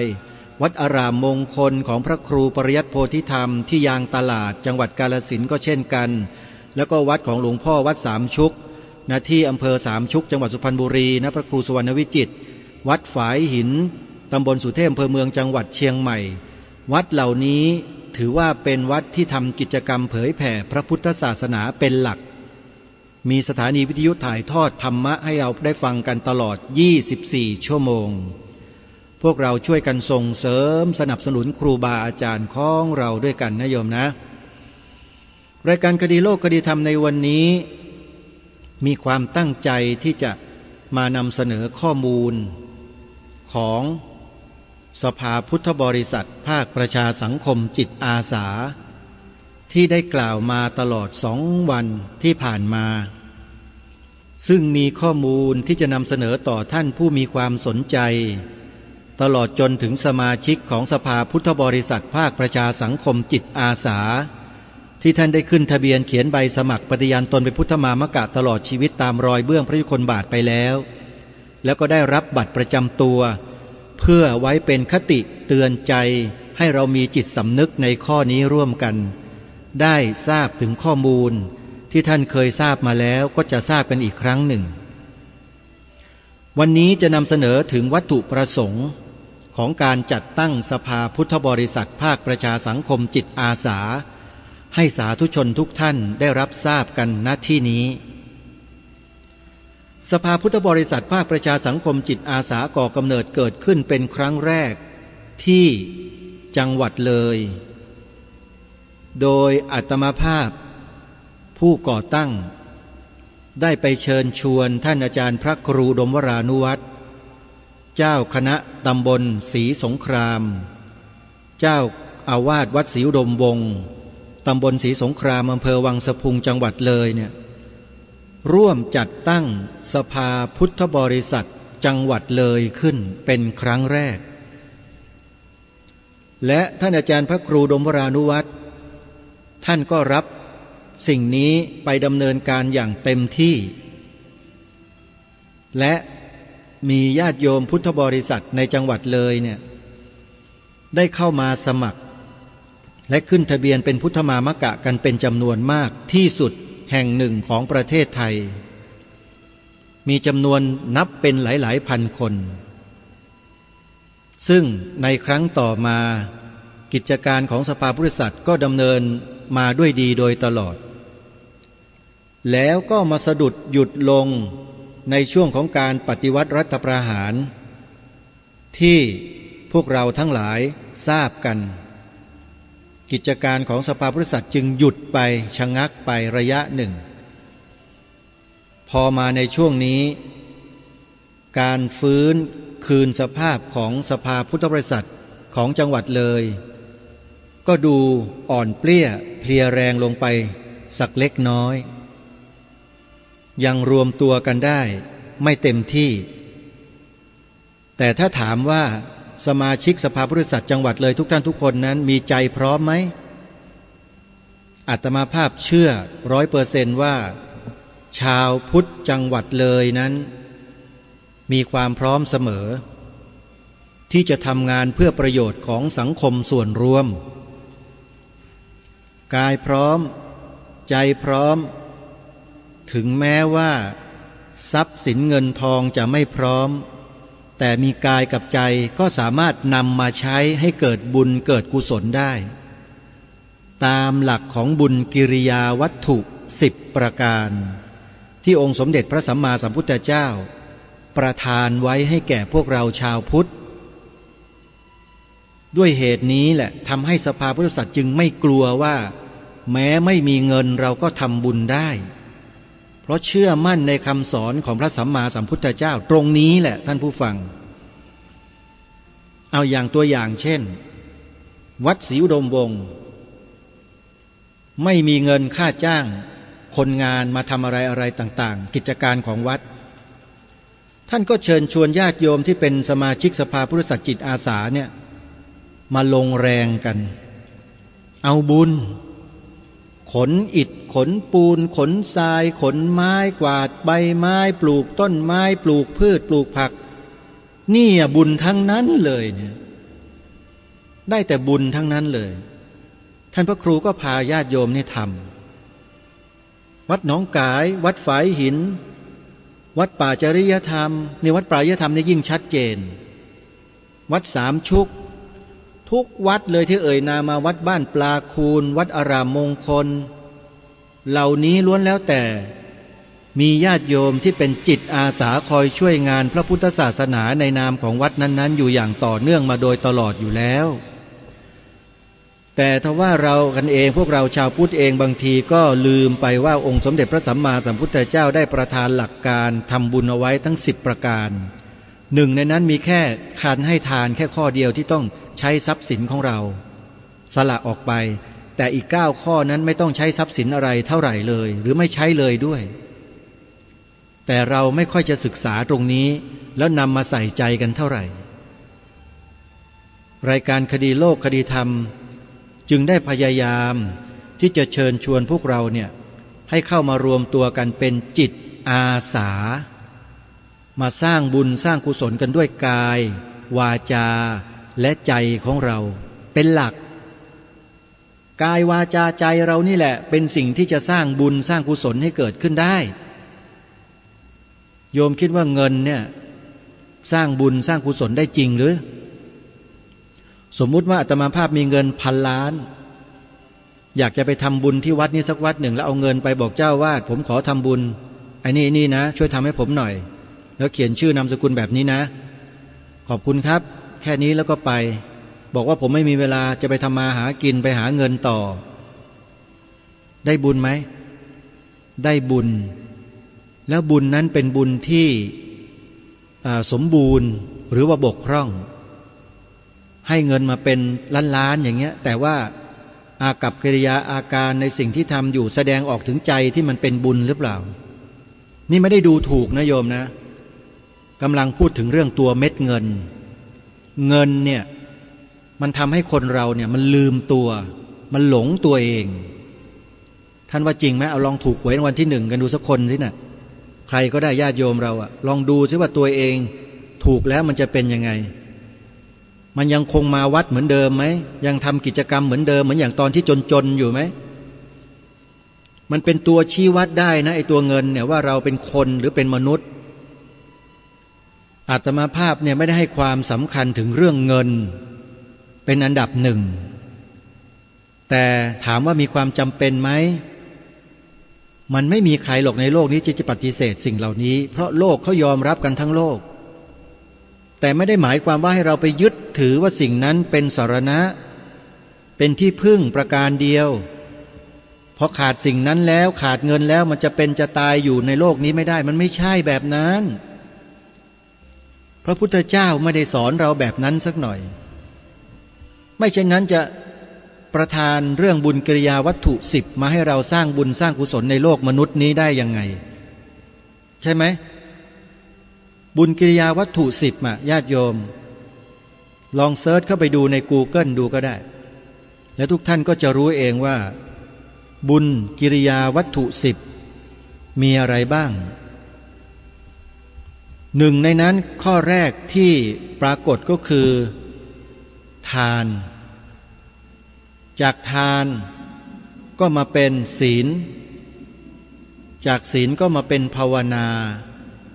ภาวนาก็มาเป็นอัปปาจยนะเวยาวัจจะปัตติทานะปัตตานุโมทนะปัตตานุโมทนาธรรมัสสวนาธรรมเทศนาทิฏฐุชุกรรม10ข้อนี้องค์สมเด็จพระสัมมาสัมพุทธเจ้าประทานไว้ให้แก่พุทธบริษัท ประทานไว้ให้ทำไมไว้ให้ใช้สร้างบุญสร้างกุศลไม่ได้มีเอาไว้มาให้โม้กันให้คุยกันอวดอ้างกันไม่ใช่แต่มีไว้มาให้ใช้กันทานามัยเป็นการทำบุญด้วยการบริจาคการให้สิ่งของทรัพย์สินส่วนตัวของเราให้เป็นประโยชน์ของส่วนรวมนี่คือการเสียสละวัตถุของเราที่มีทรัพย์สมบัติของเราที่มีข้อ2ศีลไมยทำบุญด้วยการรักษาศีลประพฤติปฏิบัติในศีลไม่ต้องใช้เงินภาวนาไมยทำบุญด้วยการเจริญภาวนาคือฝึกฝนอบรมจิตของเราเองใช้เงินค่ารถค่าราทำบุญค่าน้ำค่าไฟให้วัดวาตามกำลังไม่ต้องลำบากอะไรมากอปัจจายนะไมยทำบุญด้วยการประพฤติอ่อนน้อมถ่อมตนไม่ต้องใช้เงินวัยยาวัจจะไมยทำบุญด้วยการช่วยขวนขวายรับใช้ส่วนรวมด้วยแรงกายของเราไม่ต้องใช้เงินปัตติทานไมยทำบุญด้วยการเฉลี่ยส่วนแห่งความดีให้แก่ผู้อื่นหรืออุทิศส่วนกุศลให้กับผู้ที่ล่วงลับไม่ต้องใช้เงินปัตตานุโมทนาไมยทำบุญด้วยการยินดีความดีของผู้อื่นคือแสดงมุทิตาเมื่อเขาได้ดีไม่ต้องใช้เงินธรรมสวนาไมยทำบุญด้วยการฟังธรรมศึกษาหาความรู้ในข้อธรรมต่างๆไม่ต้องใช้เงินธรรมเทศนาไมยทำบุญด้วยการสั่งสอนอบรมให้ความรู้ในด้านธรรมะแก่ผู้อื่นไม่ต้องใช้เงินทิฏฐุชุกรรมทำบุญด้วยการทำความเห็นของตนให้ตรงต่ออะไรตรงต่อสัมมาทิฏฐิไม่ต้องใช้เงินแต่เราทำกันได้ข้อที่หนึ่งเน้นกันไปในข้อที่หนึ่งซะมากทำไมทุกคนกลัวลำบากในชาติหน้าเพราะพระสอนไว้อย่างเนี้ยทำทานเยอะๆชาติหน้าจะได้ร่ำรวยจะได้ไม่ต้องยากจนจะได้ไม่ต้องลำบากเราก็ฟังแต่ข้อเนี้ยของพระก็สอนอยู่แต่อย่างเนี้ยแต่ตั้งแต่ศีลไมยภาวนาไมยอปัจจายนะไมยวิยาวัจจะไมยปฏิทานไมยปัตตานุโมทนาไมยธรรมสวนาไมยธรรมเทศนาไมยทิฏฐุชุกรรมเราไม่ค่อยจะได้ยินพระท่านสอนเราอย่างเต็มรูปแบบน้อยจะมีครูบาอาจารย์ที่สอนถึง10 ข้อก็มีไม่กี่วัดไม่กี่วาหรอกที่ท่านศึกษาเรียนรู้ข้อธรรมอย่างละเอียดลึกซึ้งอย่างถูกต้องตรงตามหลักพระคัมภีร์พระบาลีอย่างพระอาจารย์มหาประนอมธรรมลังการโรหรือเจ้าคุณราชปัญญาวชิระเมธีหรืออะไรนี่แหละต้องขออภัยด้วยนะถ้าราชทินานามผิดพระมหาสมปองมุทิโตอย่างเนี้ยพระมหาไพโรธอย่างเนี้ยครูบาอาจารย์ในสายบาลีทั้งหลายทั้งปวงเนี่ยอันนี้ท่านหยิบยกข้อธรรมมาครบแต่ส่วนมากแล้วพระที่ท่านศึกษาน้อยแล้วก็มีความจำเป็นในการที่จะต้องหาเงินมาสร้างมาทำเนี่ยท่านก็จะเน้นแต่เรื่องการเทศการสอนเรื่องทานนามัยเป็นหลักถามว่าท่านผิดไหมไม่ผิดนะถูกแต่อยากจะให้เน้นบุญกิริยาวัตถุอีก9 ข้อให้กับญาติโยมไปด้วยนะสอนก็สอนให้ครบอย่าสอนแค่บุญกิริยาวัตถุในข้อแรกข้อเดียวเพราะญาติโยมเราก็ลำบากอยู่แล้วให้เขาเบาๆเพลาๆในการใช้จ่ายเงินบ้างรายการคดีโลกคดีธรรมเนี่ยคำนึงถึงเรื่องนี้มากแล้วก็พยายามที่จะห้ามตัวเองเอาไว้เพื่อไม่ให้เกิดวาจาที่จะแสดงออกถึงการเรี่ยไรบอกบุญขอเงินญาติโยมเนี่ยจะทำให้น้อยที่สุดจึงเกิดสัจจะวาจาขึ้นมาประการหนึ่งว่าปีหนึ่งเนี่ยรายการคดีโลกคดีธรรมจะบอกบุญญาติโยมแบบเต็มรูปแบบในรายการเนี่ยนะไม่เกิน3 ครั้งต่อปีนี่ก็ใกล้จะถึงแล้วเนี่ยช่วงปีใหม่เนี่ย แล้วช่วงปีใหม่อาตมาภาพจัดรายการส่งไปเนี่ยเขาไม่ได้ออกอากาศให้นะโยมเพราะก็มีกิจกรรมกันในวันปีใหม่กันทั้งนั้นเลยเขาไม่ได้ถ่ายทอดรายการคดีโลกคดีธรรมกันนะวิทยุอาตมาภาพก็เท่ากับว่าจัดลอยๆไปอย่างนั้นแหละแล้วก็กำหนดคือวันที่1หรือไม่ก็วันที่2หรือไม่ก็วันที่3มกราคมก็แล้วแต่ความสะดวกที่อาตมาภาพจะทำแต่ส่วนมากก็จะเป็นวันที่1มกราคมประกาศเชิญชวนบอกบุญญาติโยมไปเถอะทั้งรายการโยมก็ไม่ได้ฟังรายการพอไม่ได้ฟังรายการแล้วเป็นไงล่ะโยมก็ไม่ได้ถวายเพราะโยมไม่ทราบโยมไม่ได้ยินได้ฟังเห็นไหมนี่คือสิ่งที่รายการคดีโลกคดีธรรมทำอย่างนี้โอกาสที่ญาติโยมจะได้ยินอาตมาภาพบอกเบอร์บัญชีบอกเบอร์โทรศัพท์บอกบุญกับญาติโยมเนี่ย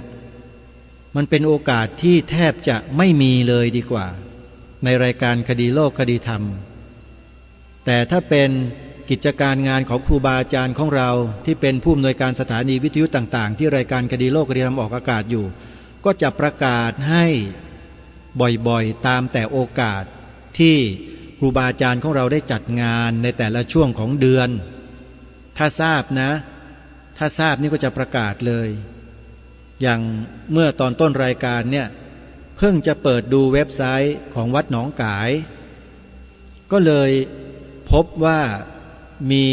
ประชาสัมพันธ์เชิญชวนญาติโยมพุทธบริษัททำบุญทอดผ้าป่าสร้างอุโบสถของวัดหนองกายในวันขึ้นปีใหม่1 มกราคมพระพุทธศักราช 2566 ก็เลยทำการประกาศประชาสัมพันธ์ให้ญาติโยมให้ทราบถึงรายละเอียดที่จะร่วมทำบุญกันก็เป็นอย่างนี้ท่านสาธุชนทั้งหลายทีนี้กลับมาสู่เนื้อหารายการของเราเรื่องบุญเรื่องกุศลต่างๆญาติโยมก็ทราบกันแล้วนะว่าเราไม่จำเป็นที่จะต้องใช้ทรัพย์สินเงินทองของเราทั้งหมดหรือว่าร่ำไปในการสร้างบุญสร้างกุศลบุญกริยาวัตถุอีก10 ข้อ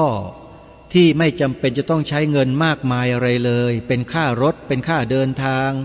เป็นการทำบุญชำระหนี้สงฆ์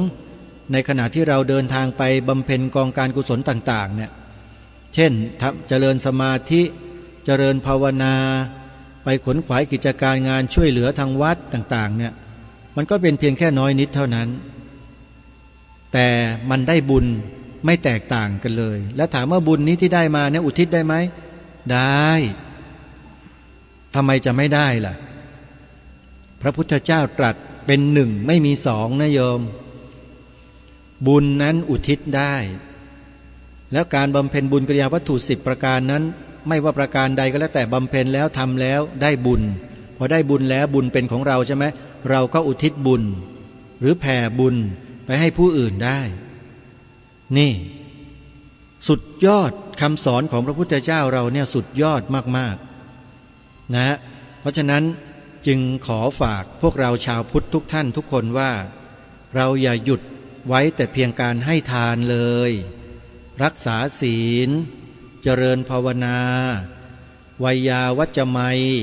ปฏิทานะไมยปัตตานุโมทนาไมยธรรมสวนาไมยธรรมเทศนาไมยต่างๆเหล่านี้เราก็ต้องช่วยกันขวนขวายกันทำกันอย่างเช่นการเผยแพร่แอปพลิเคชันวิทยุพุทธศาสนาทั่วไทยนี่ก็ถือว่าเป็นการให้ธรรมะเป็นทานอย่างหนึ่งนะอย่าคิดว่าไม่ได้บุญนะโยมเราบอกใครสักคนหนึ่งที่เขาไม่เคยรู้มาก่อนเลยว่ามีสถานีธรรมะมากมายก่ายกองอยู่ในแอปพลิเคชันนี้แล้วเราแนะนำเขาเนี่ยพอเขาดาวน์โหลดลงโทรศัพท์แล้วไปเปิดฟังนี่ปรากฏว่าชีวิตเขาเปลี่ยนน่ะจากคนที่ทุกข์ซึมๆเศร้าๆระทุกข์ระทมเป็นอะไรนะเขาเรียกอะไรนะโรคซึมเศร้าเนี่ยพอได้ฟังธรรมะทุกวันเข้าชีวิตเขากลับกระปี้กระเป๋าขึ้นมามีความสุขขึ้นมาเพราะการศึกษาที่เขาได้ฟังจากแอปพลิเคชันนี้ได้บุญไหมล่ะคนที่บอกโอ้โหได้บุญยิ่งกว่าได้บุญซะอีกเห็นไหมทำให้ใครบางคนที่เขากำลังที่จะจมดิ่งลงไปในภูมิแห่งความโศกเศร้าเสียใจอย่างสุดๆอาจจะถึงกับขั้นกระทำอัตตวินิบาตกรรมต่อชีวิตของตนเองคือการฆ่าตัวตายด้วยซ้ำ เขาก็หลุดพ้นจากบาปกรรมอันใหญ่นั้นได้แล้วก็สร้างเสริมบุญกุศลที่ยิ่งใหญ่ขึ้นกว่าที่เขาเป็นอยู่อีกก็ได้เห็นไหมเพราะฉะนั้นอย่าคิดว่าการบอกต่อให้ดาวน์โหลดแอปพลิเคชันนี้จะไม่ได้บุญนะอาตมาภาพเคยบอกแล้วว่ามันเป็นไดเรกบุญนะเป็นบุญที่เราสามารถต่อตรงกับผู้อื่นได้เลยและบุญนั้นก็จะส่งผลมายังผู้ที่บอกนี้ด้วยคนนั้นไปบอกต่อบุญจากคนโน้นก็จะส่งมาถึงคนที่บอกคนแรกเนี่ยได้เยอะมากมายเลยเห็นไหมนี่แหละเขาเรียกว่าไดเรกบุญเพราะฉะนั้นอย่ารอช้านะใครต้องการจะเป็นคนแรกได้บุญเยอะๆรีบบอกต่อเลยโยมนะได้แต่บุญเชื่อเถอะนะวิทยุพุทธศาสนาทั่วไทยนะให้ทุกท่านดาวน์โหลดฟังกันนะก็จะเป็นประโยชน์อย่างมากเอาละท่านสาธุชนเวลาที่เหลืออยู่นี้ก็จะขอนำข้อมูลที่เกี่ยวกับวัตถุประสงค์ของสภาพุทธบริษัทภาคประชาสังคมจิตอาสามาอ่านในเว็บไซต์เนี่ยให้พวกเราได้ฟังกันมีเผยแพร่อยู่ในเว็บไซต์นะถ้าใครต้องการดูรายละเอียดไปดูได้เลยมีข้อมูลเยอะมากเยอะจริงๆต้องขอบคุณท่านอาจารย์พระครูจริยสารธรรมเจ้าคณะอำเภอนาด้วงเจ้าอาวาสวัดป่าจริยธรรมที่มอบหมายให้ลูกศิษย์จัดทำเว็บไซต์และดูแลเว็บไซต์นี้ไว้นะเพื่อพวกเราชาวพุทธบนผืนแผ่นดินไทยและไปอยู่ในต่างประเทศจะได้รวมตัวกันนะเพื่อที่จะสร้างเสริมจิตสำนึกและอุดมการณ์ร่วมกันในการสืบสารรักษาต่อยอดบรรพชนของเราที่ท่านใช้เลือดเนื้อและชีวิตสืบสารรักษาต่อยอดพระพุทธศาสนามาให้แก่พวกเราจนถึงวันนี้เราก็จะต้องรับไม้ต่อแล้วก็ส่งต่อให้รุ่นต่อไปกันเรื่อยๆอย่าให้ขาดสายนะอย่าให้ขาดสายนั้นวันนี้สภาพุทธศาสนาจะขอนำเสนอวัตถุประสงค์ในการจัดตั้งว่ามีอะไรบ้างสั้นๆง่ายๆกล่าวไปเมื่อสักครู่นี้นี่แหละวัตถุประสงค์สภาพุทธบริษัทภาคประชาสังคมจิตอาสาหรืออักษรย่อ4ตัวสพปอสเสือพอพานปอปลาออ่างจุดสภาพุทธบริษัทภาคประชาสังคมจิตอาสาหรือสพปอได้กำหนดวัตถุประสงค์การดำเนินงานไว้3ประการคือ 1. เพื่อให้สมาชิกดำรงมั่นในศีลธรรมและหลักไตรสิกขาโดยส่งเสริมการฝึกฝนอบรมตนในเรื่องที่พึงศึกษา3ประการคือทานศีลภาวนาและศีลสมาธิปัญญานั่นก็คือหลักไตรสิกขานั่นเองข้อ 2. เพื่อทำรงไว้ซึ่ง3สถาบันหลักของประเทศอันได้แก่ชาติพระพุทธศาสนาพระมหากษัตริย์ 3. เพื่อมุ่งให้คนในชาติดำรงชีวิตโดยรู้รักสามัคคีกล่าวคือรู้ปัญหาและหนทางแก้ไขรักโดยปรารถนาและเมตตาที่จะทำให้สังคมดีขึ้นสามัคคีด้วยการร่วมแรงร่วมใจกันกอบกิจอันชอบนี่คือวัตถุประสงค์3ข้อของสภาพุทธบริษัทภาคประชาสังคมจิตอาสาสพปอเพราะฉะนั้นสมาชิกที่เข้ามาสมัครมาเป็นสมาชิกในสภานี้ก็จะต้องถือวัตถุประสงค์นี้เป็นสำคัญถ้าหากว่าไม่สามารถปฏิบัติได้ตามวัตถุประสงค์นี้ทั้งหมดอย่างน้อยก็ขอให้ได้สักข้อใดข้อหนึ่งก็ถือว่ายังเป็นสมาชิกสภาพุทธบริษัทอยู่นี่คือสิ่งที่ทางสภาพุทธบริษัทเรามุ่งหวังเพื่อให้พวกเราทุกคน ได้มารวมตัวกันแล้วทำในสิ่งนี้ทีนี้สโลแกนหรือว่าคำขวัญของสภาพุทธบริษัทอันนี้เจ้าของคำขวัญคือศูนย์ส่งเสริมพระพุทธศาสนาแห่งประเทศไทยในพระสังฆราชูปถัมภ์เป็นเจ้าของสโลแกนนี้อาตมาภาพได้ขอมาใช้ซึ่งเชื่อว่าทางศูนย์ส่งเสริมคงไม่สงวนลิขสิทธิ์แน่แต่จะขอนำมาร่วมใช้ด้วยเพราะเป็นคำขวัญหรือสโลแกนที่ดีมากรวมความไว้หมดอยู่ในคำขวัญนี้2 บรรทัดฮะคือสามัคคีร่วมชาติพุทธศาสตร์รวมใจอันนี้จำไว้เลยนะฮะเป็นคำขวัญของสภาพุทธบริษัทภาคประชาสังคมจิตอาสาของเราสามัคคีร่วมชาติพุทธศาสตร์รวมใจกินความหมดทุกอย่างในความเป็นพุทธบริษัทของเราท่านสาธุชนทุกท่านมีอยู่สิ่งหนึ่งที่ทางรายการได้ปรารภมาเมื่อ2 ครั้งที่ได้พูดถึงสภาพุทธบริษัทที่ผ่านมาว่าสมาชิกสภาพุทธบริษัทมีพันธกิจร่วมกันอยู่ประการหนึ่งที่สำคัญมากตรงนี้ก็ถือว่าเป็นภารกิจหรือพันธกิจที่สมาชิกสภาพุทธบริษัทภาคประชาสังคมจิตอาสาจะต้องให้ความสำคัญและสนใจพันธกิจหรือภาษาอังกฤษที่ใช้คำว่ามิชชั่นความแปลที่เป็นภาษาไทยที่ท่านมีคำอธิบายกันไว้ก็คือว่าหมายถึงภาระผูกพันที่ละเว้นไม่ได้ถือว่าเป็นหน้าที่สำคัญอย่างยิ่งในแนวทางการปฏิบัติให้สำเร็จหรือภารกิจหลักเป้าหมายระยะยาวหรือทิศทางที่องค์กรมุ่งมั่นที่จะบรรลุในอนาคตนี่คือความหมายของคำว่าพันธกิจเราทิ้งพันธกิจนี้ไม่ได้ถ้ามาเป็นสมาชิกสภาพุทธบริษัทภาคประชาสังคมจิตอาสาแล้วจะอิดออดจะปฏิเสธจะบ่ายเบี่ยงไม่ถือปฏิบัติพันธกิจนี้ไม่ได้เลยฮะถ้าใครไม่ปฏิบัติหรือปฏิเสธพันธกิจนี้แปลว่าท่านนั้นไม่ใช่สมาชิกสภาพุทธบริษัทภาคประชาสังคมจิตอาสาพันธกิจที่สมาชิกต้องดำเนินการร่วมกันอย่างต่อเนื่องทั้งในปัจจุบันและอนาคตอย่างไม่ลดละ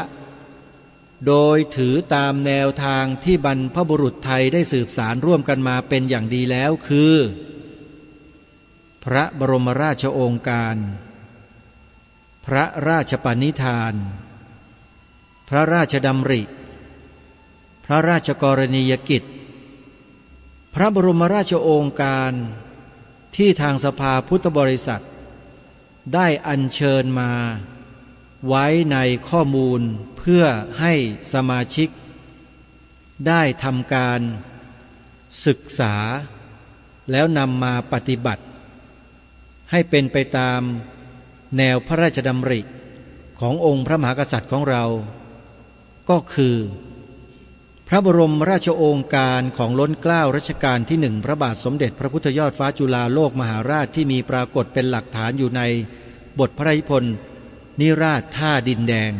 ความตอนหนึ่งว่าตั้งใจจากอุปถัมภกยกพระพุทธศาสนา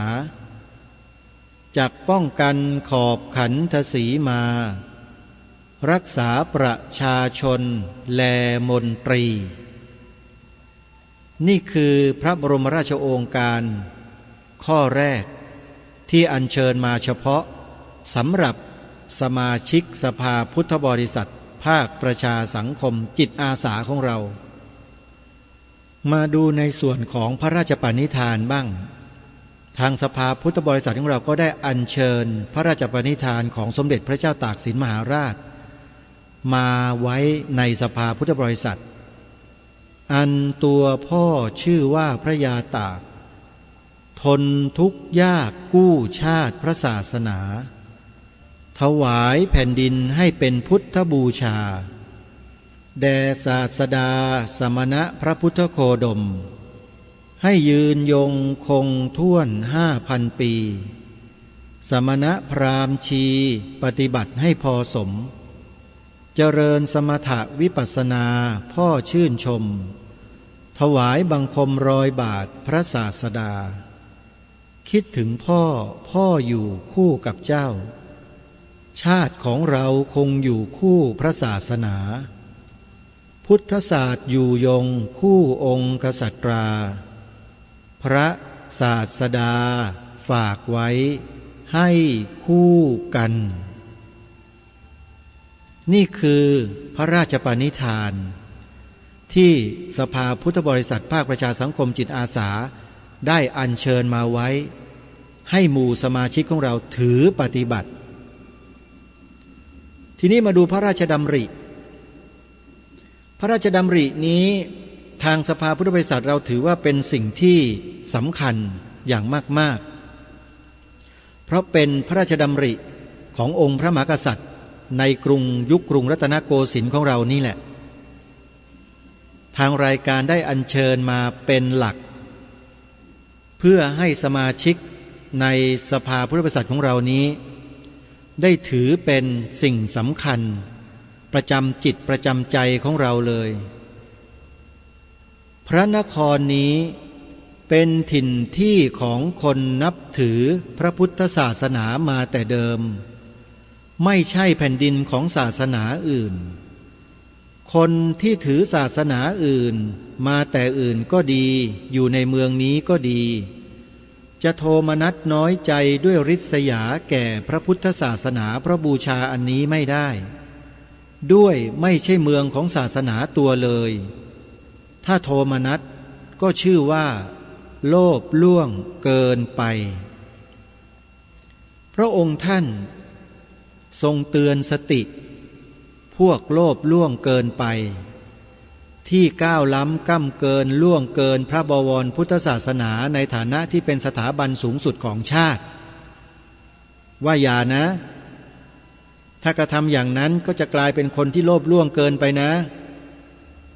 แล้วคนที่โลภล่วงเกินไปเนี่ยอยู่ไปในสังคมก็ไม่มีประโยชน์อะไร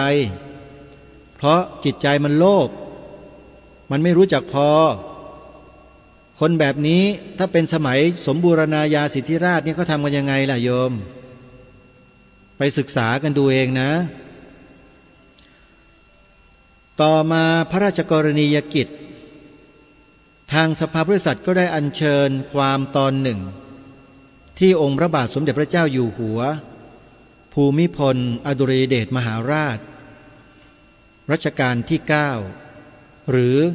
พระบาทสมเด็จพระบรมชนกาธิเบศรมหาภูมิพลอดุลยเดชมหาราชบรมนาถบพิตรขึ้นมาเป็นหลักในสภาพุทธบริษัทเอาไว้มีความตอนหนึ่งที่พระองค์ตรัสไว้ว่าข้าพเจ้าขอแสดงความชื่นชมยินดีด้วยที่สภายุวพุทธิกสมาคมแห่งชาติจัดให้มีการประชุมยุวพุทธิกสมาคมทั่วประเทศขึ้นอีกครั้งหนึ่งเพื่อปรึกษาแลกเปลี่ยนความคิดเห็นกันโดยยกเอาเรื่องการปลุกจิตสำนึกของชาวพุทธเกี่ยวกับพระพุทธศาสนาซึ่งเป็นศาสนาประจำชาติของเราขึ้นเป็นหัวข้อการประชุมชาวพุทธที่แท้จึงเป็นผู้คิดชอบปฏิบัติชอบอยู่เป็นปกติอยู่ณที่ใดก็ทำให้ที่นั้นสงบร่มเย็นมีแต่ความปรองดองและสร้างสรรค์จึงเป็นโชคดีอย่างยิ่งที่ประเทศไทยเรามีพระพุทธศาสนาเป็นศาสนาประจำชาติทำให้คนไทยทุกเชื้อชาติศาสนาอยู่ร่วมกันด้วยความสุขมีความรักความปรารถนาดีต่อกันมีการสงเคราะห์อนุเคราะห์ซึ่งกันและมีความสมัครสมานสามัคคีกันเป็นอย่างดี การที่ยุวพุทธิกสมาคมได้ตั้งใจพยายามในอันที่จะปลุกจิตสำนึกของชาวพุทธให้หนักแน่นมั่นคงในพระพุทธศาสนายิ่งขึ้นจึงเป็นสิ่งที่ดีมีคุณประโยชน์ทั้งแก่การจันโลงพระพุทธศาสนาและแก่ส่วนรวมคือประเทศชาติอันเป็นที่เกิดที่อาศัยท่านสาธุชนทุกท่านเหลือบดูเวลาใกล้จะหมดยังเหลืออีกหนึ่งความที่ทางสภาพุทธบริษัทยังไม่ได้อัญเชิญมาก็คือในส่วนของพระราชนิพนธ์ของล้นเกล้ารัชกาลที่6และแนวพระราชดำริของล้นเกล้ารัชกาลที่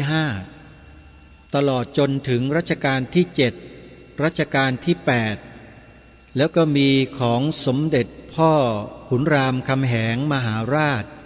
สมเด็จพ่อพระนเรศวรมหาราชสมเด็จพ่อพระ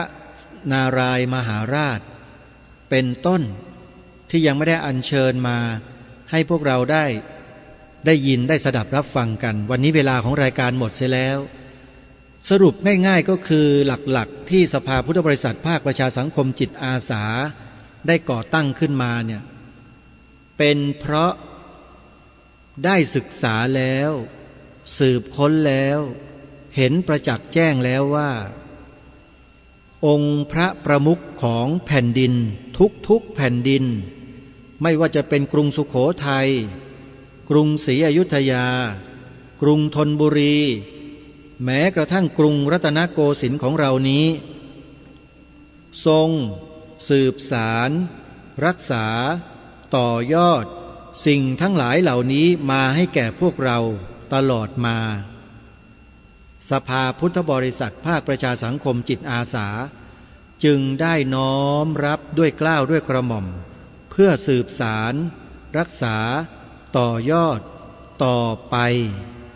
จึงได้เชิญชวนพวกเราเหล่าพุทธบริษัทมารวมตัวกันเพื่อการนี้วันนี้เวลาของรายการหมดลงแล้วอาตมาภาพต้องขอสมมุติยุติรายการไว้แต่เพียงเท่านี้ไว้พบกันใหม่ในวันต่อไปขอความสุขความสวัสดีในธรรมแห่งองค์สมเด็จพระบรมศาสดา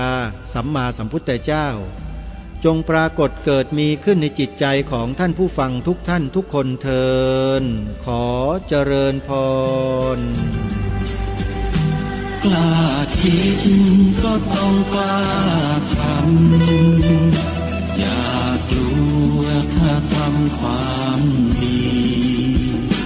เป็นศึกษาปัญหาให้ทันท่วงทีเมืองไทยจะพัฒนากว่านี้รายการดีๆคดีโลกคดีธรรมขอรำพันบรรยายความคิดเครื่องหมายแห่งสีทั้งสามงามถนัดขาวคือบริสุทธิ์สีสวัสดิ์หมายพระไตรรัตน์และธรรมะคุมจิตไทยแดงคือโลหิตเราใส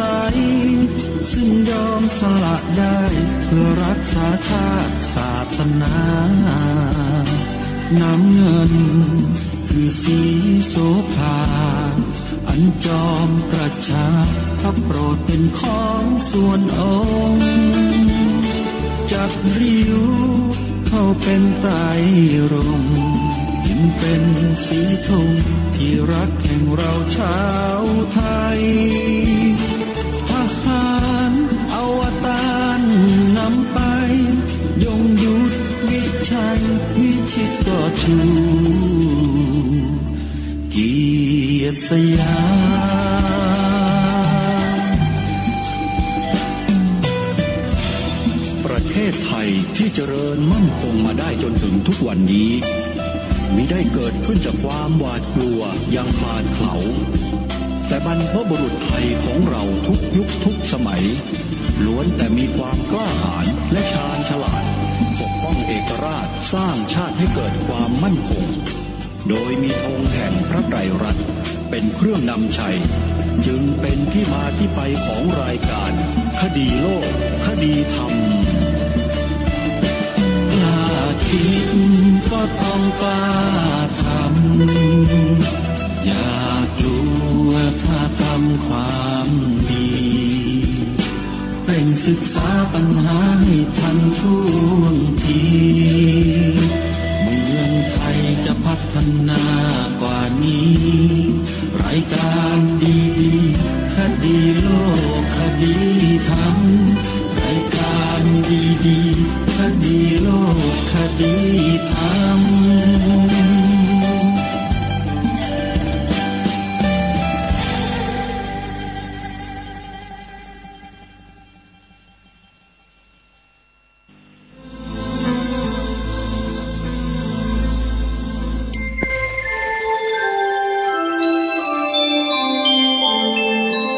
ขณะนี้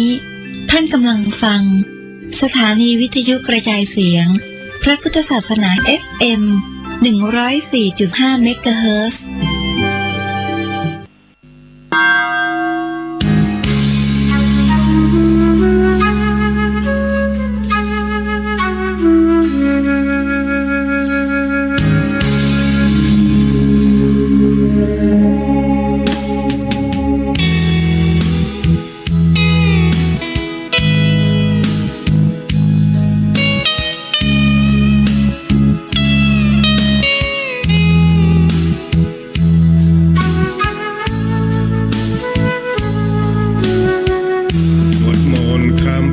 สร้างบารมีข้ามพศ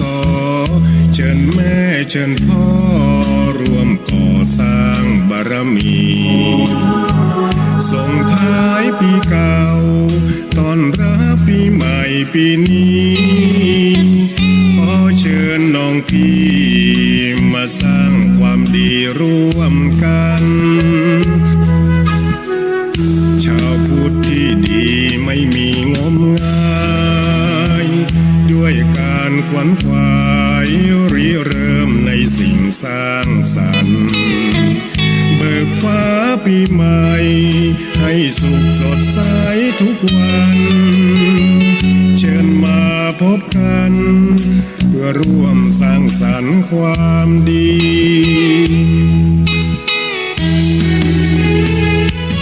ทุกใดที่มีในใจของเราความโศกความเศร้าที่คอยเผาใจนานปีจงมาลายหายสูญ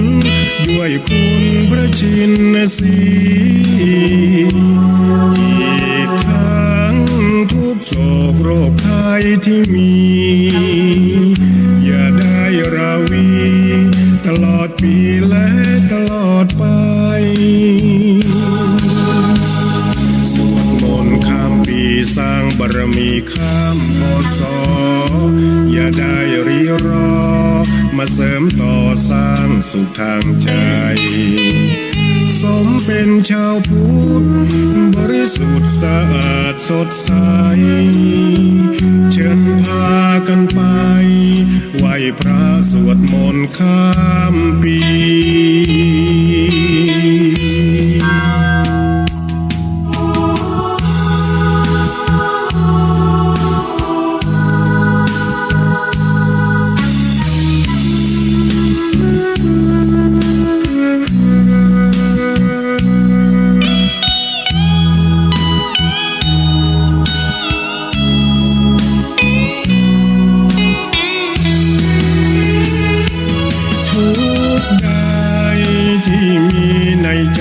ของเราความโศกความเศร้าที่คอยเผาใจนานปีจงมาลายหายสูญด้วยคุณพระชินสีอีกทั้งทุกโศกโรคภัยที่มีอย่าได้ราวีตลอดปีและตลอดไปสวดมนต์ข้ามปีสร้างบารมีข้ามพศอย่าได้รีรอมาเสริมต่อสร้างสุขทางใจ สมเป็นชาวพุทธบริสุทธิ์สะอาดสดใสเชิญพากันไปไหว้พระสวดมนต์ข้ามปี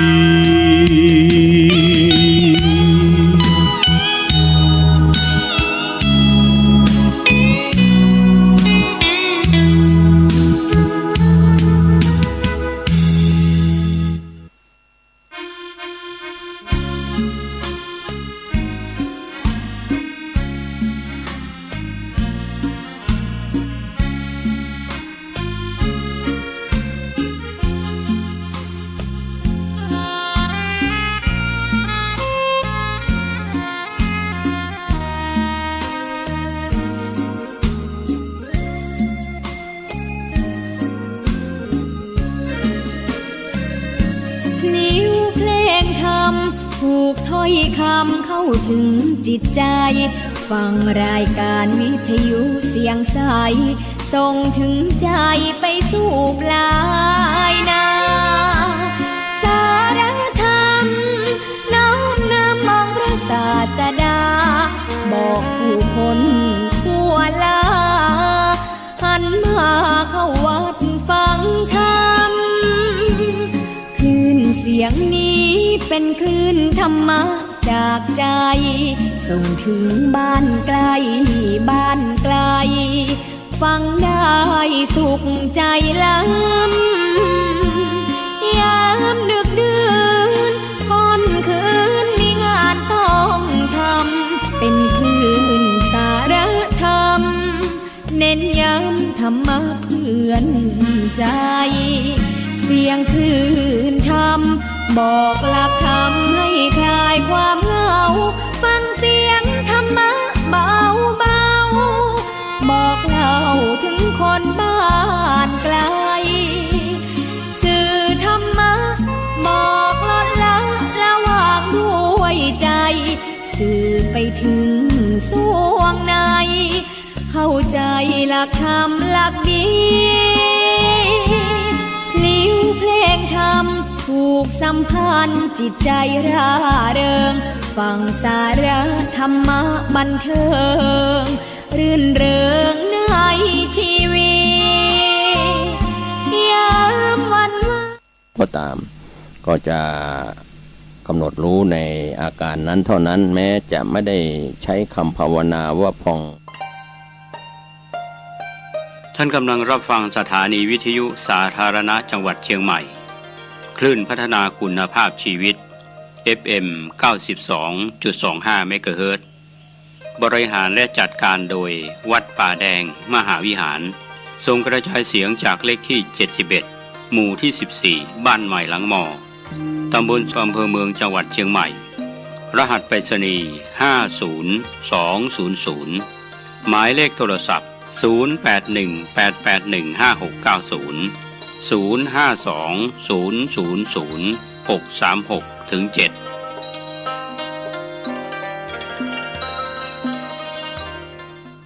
สวัสดีครับท่านผู้ฟังที่เคารพข่าวชาวบ้านวันนี้ผมเกษตรเพชรสำเร็จบรรณาธิการข่าวก้าวหน้านิวรายงานข่าวที่ทางท็อปนิวออนไลน์ในรายการท็อปนิวทอล์กซึ่งได้สนทนาเกี่ยวกับเรื่องของการพยากรณ์จากอาจารย์ท่านหนึ่งนะครับก็ถือว่ารายการท็อปนิวทอล์กของท็อปนิวออนไลน์มีสิ่งที่เราจะได้รับรู้รับทราบกันในเรื่องราวที่น่าสนใจขอให้ท่านติดตามก็มีมุมมองในการพยากรณ์ก็อาจจะต้องใช้วิจารณญาณส่วนเรื่องของถูกผิดหรืออย่างไรนั้นอยู่ในวิจารณญาณของท่านผู้ชมและท่านผู้ฟังดีอยู่แล้ววันนี้ก็เป็นส่วนหนึ่งของท็อปนิวทอล์กออนไลน์ที่ได้รายงานเรื่องนี้นี่คือ Top News Talk กับผมอรเทพสุวัฒนพิมพ์นะครับรายการที่พบกับคุณผู้ชมทุกวันจันทร์ถึงวันศุกร์เวลานี้แหละครับทาง Top News แห่งนี้คุณผู้ชมครับปี 2565 กำลังจะผ่านพ้นไปถ้าเราติดตามสถานการณ์การเมืองหรือสถานการณ์ของบ้านเมืองก็จะเห็นว่าปีนี้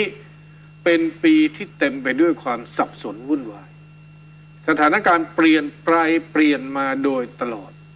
และแน่นอนครับทุกชีวิตย่อมจะฝากความหวังที่ดีกว่าไว้กับวันข้างหน้า